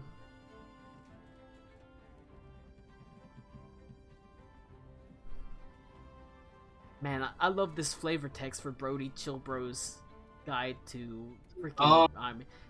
shit, homie, no bang bitch is gonna be impressed if you're rocking a 3-inch guppy.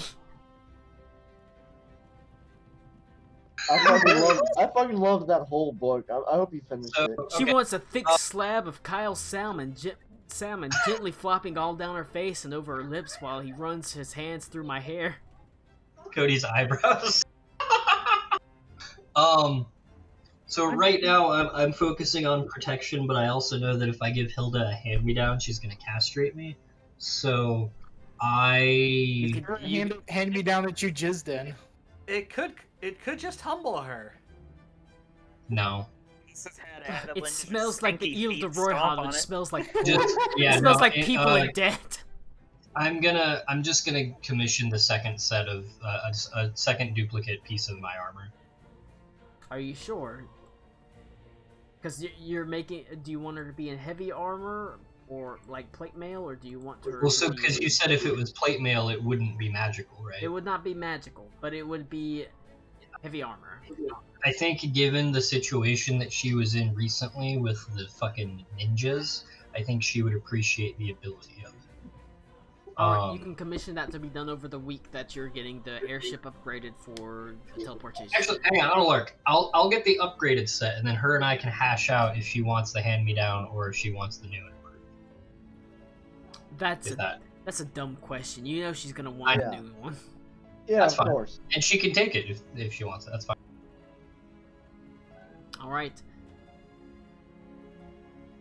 Her protection is of the utmost importance. She is the Holy Emperor after all. She'll take the new one. That being said, hey, you still gave a humble local businessman an important fish that he wants to use worth 1,000 gold pieces. Support local business. Support local businesses.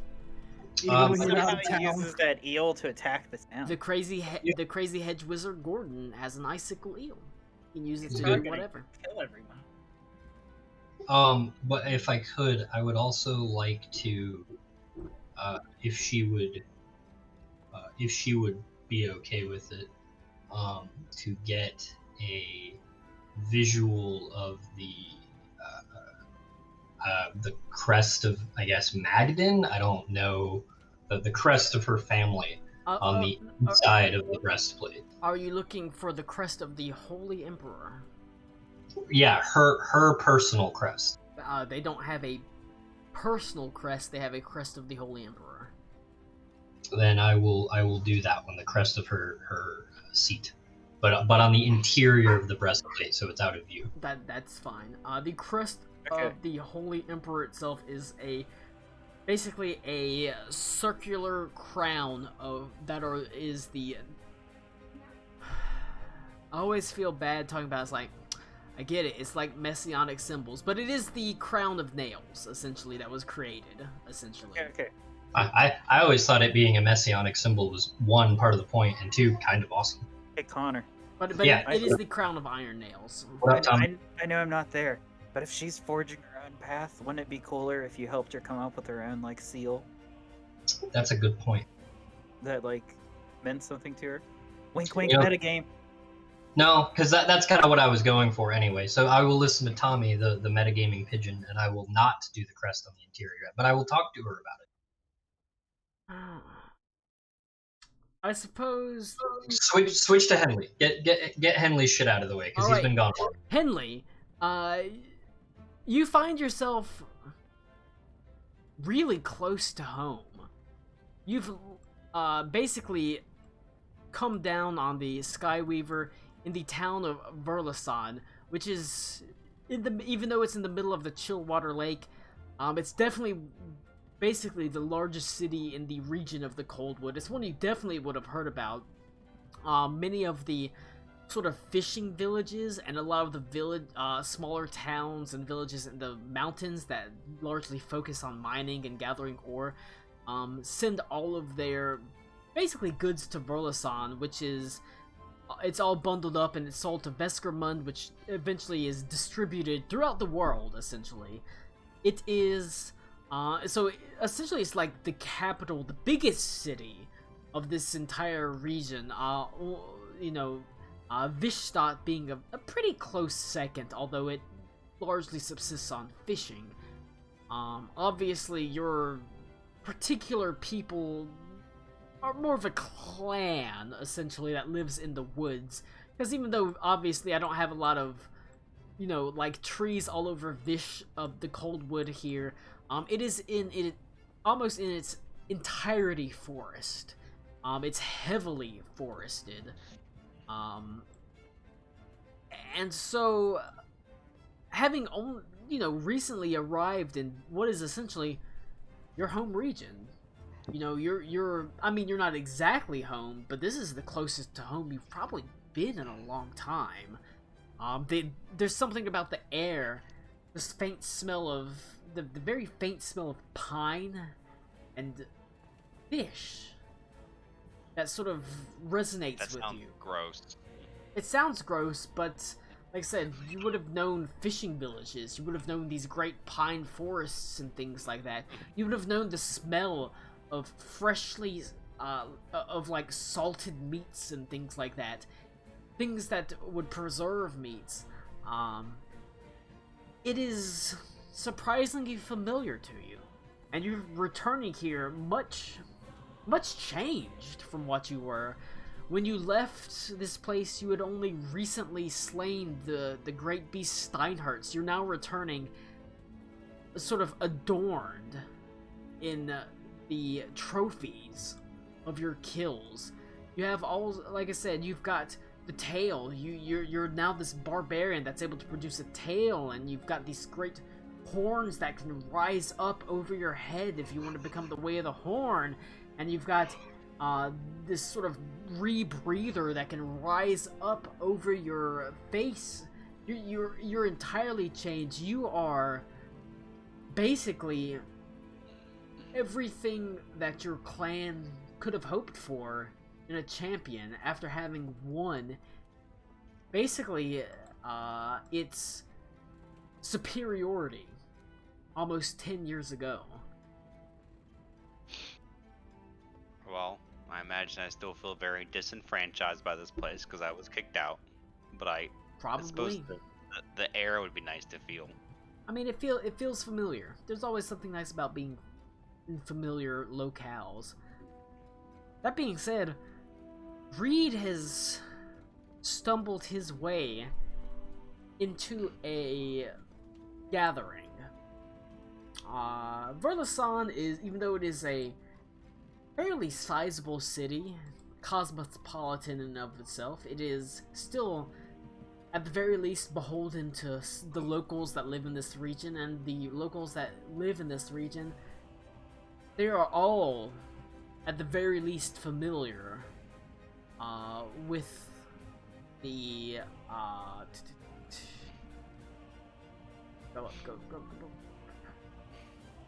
the Night of Falling Stars, the occurrence every 10 years where comets streak across the sky and strange ethereal beasts land in amongst the woods and kind hunt it to prove their superiority. Reed is at the very least taken an interest in that.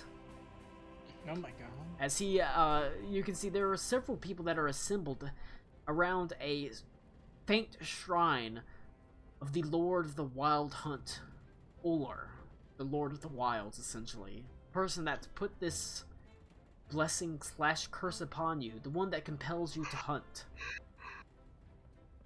You said there's a shrine to him? There is indeed, actually. Am I like at it, or is Reed at it? For convenience sake, you're both at it. Oh my god.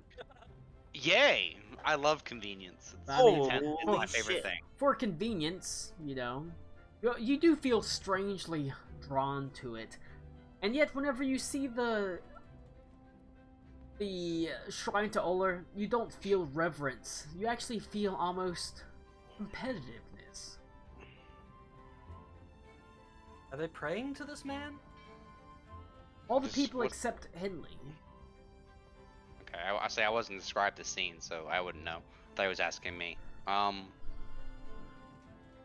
I said, it's they, not they are praying? You don't feel reverent to him. You almost feel competitive. You almost feel like he is an equal to challenge yourself against.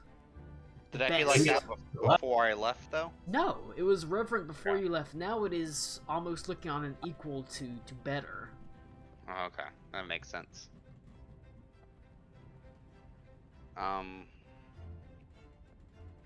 So your people pray to this figure?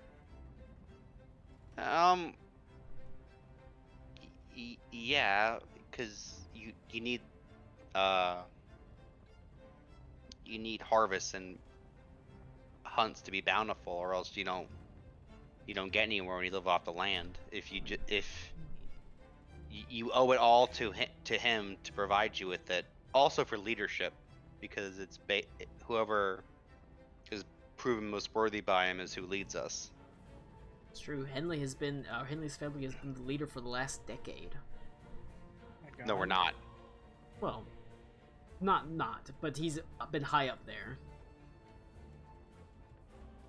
We're the lowest one right now, currently. Oh, shit. He's the lowest one. It's because I cheated. It's because I cheated in quotes. So you pray to this man and he provides you with the power.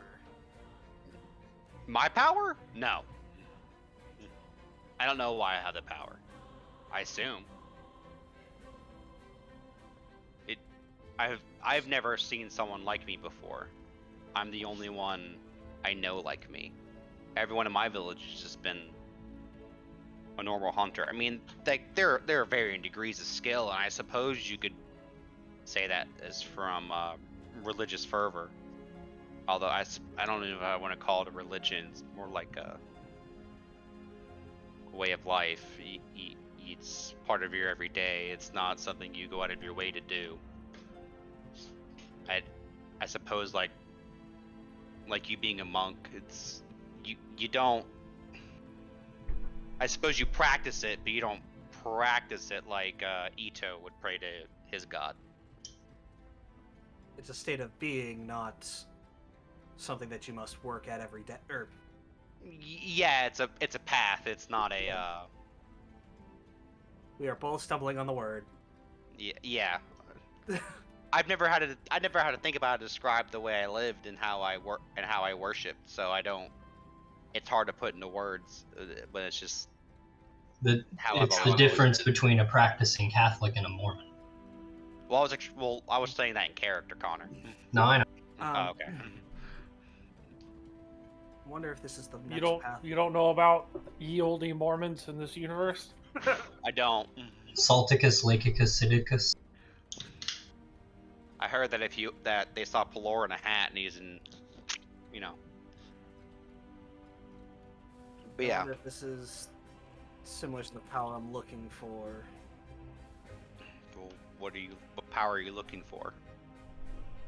Trying to find a stronger connection to Kellenvor to perhaps help us further on our quests. I've always treated him just as my guide in the afterlife, but never really as something to help me in this world. Okay, add a character. Have you talked to me about Kellenvor before, or do I know you worship him and call him? Would I know anything about this god? Kellenvor. Also, I don't know if Reed's talked about him. Oh, no. Okay. You would probably know that he worships Kellenvor. Kellenvor is a pretty prominent god. He's not the most prominent. The most prominent god is Lothmater, but the Kellenvor is still pretty prominent. Not so much in the Coldwood, but amongst the Central Plains and that sort of thing. This sort of idea of a god of death. He's not exactly wildly unknown. You wouldn't be like practiced exactly in his tenets or his rituals, but you would at the very least would have known of him. Okay, and I don't know of any connection between the two of them. Not that you know of. Not between. Reed's not looking for an actual connection, but mostly to see people who gain strength from their faith and devotion. From what you can tell, if Kellenvor is God, Oler of the Wild Hunt, while there are some that view him as a god at this point, considering all you've done and known, you probably don't. I know, so I don't consider him a god, is what you're saying? At this point, no. Considering everything you've seen and done. You said his name's Uller? Uller, correct? Yes. Yep. Well, to me, Uller is not much of a god. It's more like a spirit. Like all the entirety of the Wild Hunt is a collective of spirits. Yes. And I'm telling Reed. But yes, so I believe, and my family believes, that when we die, as long as we have proven ourselves to be a worthy huntsman, that we will join it and forever be part of it. I suppose it's probably different than the afterlife you believe in, but this is how we rectify it, which is also why the comet is so special to us, because you're closer to your family that have died that night than any other night, and maybe you'll see them that day and they'll help you in your hunt. But it's also kind of like your ancestors are choosing who leads you going forward, which is sacred. All right. Then yeah, no, I understand that quite much. It's actually very similar to my connection with Kellamvor now, in that I believe he will be there to guide me through the afterlife. But I was hoping that I might be able to find a connection that might further... Shit.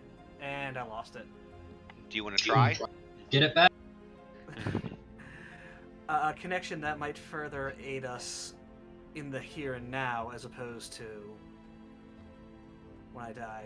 I thought that the people of the faith here might be able to help me see something like that.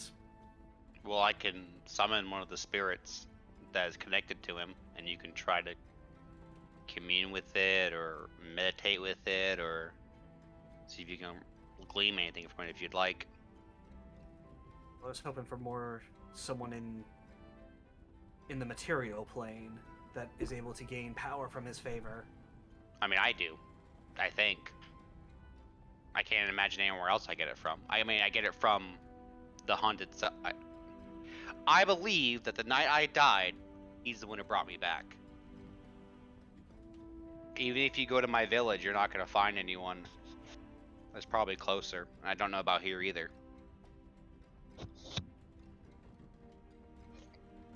I'm your best bet, friend. And Colin, I'll summon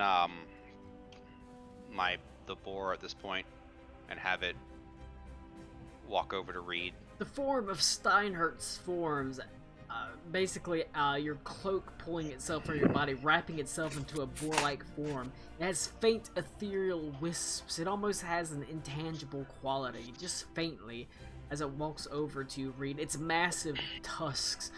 This boar is, I mean, compared to you, Reed, it's huge.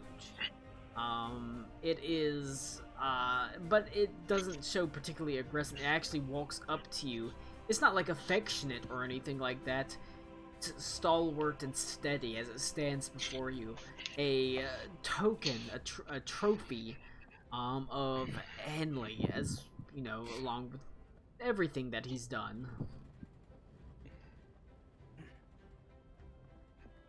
Reed will sort of walk around and look at the boar. And is it your faith in this Uller that allows this? Yeah. Well, I was fulfilling what he wanted me to do that night, and I was the worthy one, and I died in the heat of battle with her. So, yeah, I suppose. But I don't pray to him. Oh. But I don't know if I need to. Interesting. So you've got this power from him, but you don't need an active connection to him? I think I'm always connected to him. Perpetually, like almost like a curse. Like I'm probably part of him at this point, is how I could probably surmise it. I'll take that into consideration. I'm still trying to figure it out, so if you find anything, you can let me know.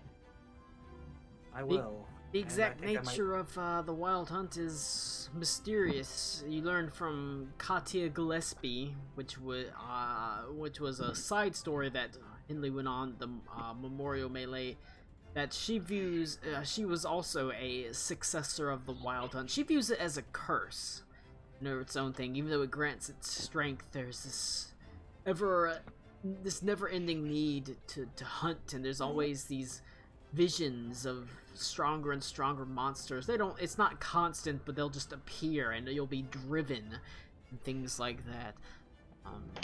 And she views it as a curse. Yeah, I forgot about that part. So, I don't know if you've ever noticed this, but when we fight, I'm gonna say prey, when I go into like a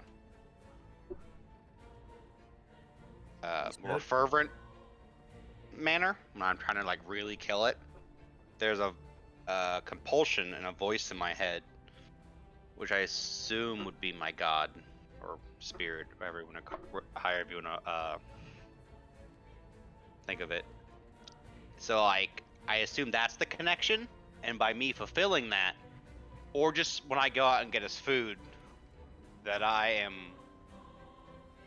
communing with him and giving reverence to him. As you watch Steinhurt sort of walk around, you can see it draws the attention of the other followers of that gather around the shrine. As it turns to you, you can see its skin turns ghostly white and covered in basically scales, as its massive horns split into 3 dragons' heads that let out a great puff of essentially icy breath at you. Hell?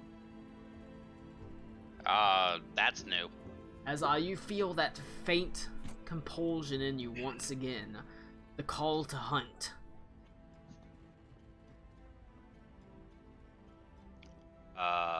Well, I guess someone's gonna kill something. That's fine. Have I heard of it? Have I heard of? Was it an icy 3-headed dragon here? You've heard of 3 dragons that we're looking for here. Oh my god, Okay. we've been talking about 3 that white the whole dragons. game. Holy shit. Well, I haven't been here for that, Tommy. Yeah, I know, because some people didn't realize that you would know. That's what I have mentioned it. It's in the book that we have. 3 white dragons: Osta, Nicola, and Winfred. At the time of the Encyclopedia Draconica, they were young white dragons, but that was written quite a while ago. At this point, they'd probably be adult white dragons of the same egg clutch that call the 3 sisters, somewhere around the 3 sisters, their home, always swooping down around the Droxvan mountains to terrorize villages and collect loot and like that. Would I have heard of that from my home, or would that be something? Probably. Something that would come up? Okay. They probably would not have bothered you directly, but you would have heard of them. Alright, since it's getting late, to kind of finish off, no, you're fine. That's about it. We should probably let them know about that. Let the others know about that. And I agree. 2, I think I need to talk to some others to see about strengthening my bond with Kellenbor. But thank you for your input. I guess, yeah. I was trying to think of a different word for it, but yeah. Thank you for your dumb, stupid religion. Well, you're welcome. But since I'm willing to help you, maybe in the future you could think of me less as an abomination. I'd appreciate that. That'd be a good start. Damn, son! I fucking called out. Maybe in the there it is. Thank you. I say, finally, since I helped fucking you, God. maybe in the future, and I unzip my pants. Look, it ain't gonna suck itself, kid. The way you acted towards me and Icicle when introducing us to your master did not go unnoticed by me. I'm just saying. And I'm gonna give Reed a pat on the shoulder, and I'm gonna leave. Consultation. Thank you for your consultation. You're welcome. Fuck.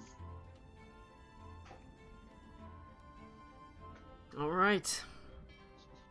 I think we'll fast forward a little bit, because like I said, I want you dealing with the stuff next week.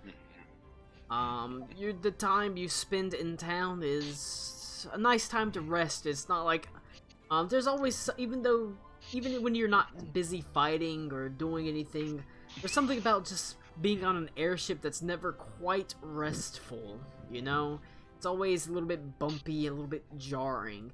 Over the week that you have your airship upgraded to include the teleportation circle, you're able to sleep on still ground, to have a nice drink in a bar, to go to an actual inn and sleep on a feathered bed and be able to stretch out. During that time, obviously, the various items and things that you commission are made. Rick, you have enough. You received enough gold that if you want to commission an uncommon magical item, you can. If there's any slot that you want to fill on your person, essentially, would that be like boots or that kind of thing, or I don't know, bracers or whatever, you can. For it, by slot, do you mean an equipment piece or an equipment an piece, attunement yes. slot? An equipment piece. Okay, It can be an attunement slot if you want to get something with attunement. Like I said, attunement items are cheaper than non-attunement items, because you're obviously giving up the attunement slot. Is it just an indiscriminate amount of gold as long as I can fulfill it? We got 300 extra. You have 300 gold, which is generally enough for an uncommon magic item. Honestly, if I'm looking at just a quick glance at your character, I would suggest bracers of defense. Those are always good. And since you I have those fire gloves. According to D&D Beyond, those are rare. What is bracers of defense? Is that plus AC? But plus if you want to get like I don't know, boots or something, you could. I didn't get any gold back from that guy, did I? What kind of boots do we have? But yeah, nah, bracers of defense are fucking nuts. No, they are. They're plus 1 AC is super good. Plus 1 AC or plus? I think it's plus 2. You can get a cloak of protection, essentially, would be uncommon. I'd have to go through my uncommon items or things like that. Are we free to browse the availability? Yeah. Bracer. I can't remember what the exact. That's in D&D Beyond. We can't do that through Foundry, right? No. Yeah, no, bracers of defense are plus 2 AC if you're not wearing armor or a shield. Everybody. So That's why I like can't use my shield. I might actually like. Oh, what did we do with the devil? Max killed him. Max chose to take the. Max took the sword and killed the. Max is here and can answer that. No, he's not. He is muted and deaf. Did I get my gold back from him then, or no? I have no clue. You'd have to ask him. No, I meant the devil. Did I get my gold back from the devil when he killed him? No. That goes straight into the pockets Rick, of if you have to Asmodeus. That's what the automaton dude. But on the bright side, killing him did end all the other contracts on all the animals. Which, okay, that's what I was asking. If because mine was monetarily based, I didn't know because the contract was null and void. If I like magically regained the gold. While you didn't magically regain the gold, all the animals were freed whenever Max killed the devil. Worth it then. And he gets I can't remember how you get to like the add equipment shit. But he got a big. Go to your inventory and click manage inventory. Two-handed sword. Thing. But next week we will pick up. If you have any items you want to think about, you can message me. But next week we're gonna pick up with you dealing with the druids and the dragons, essentially.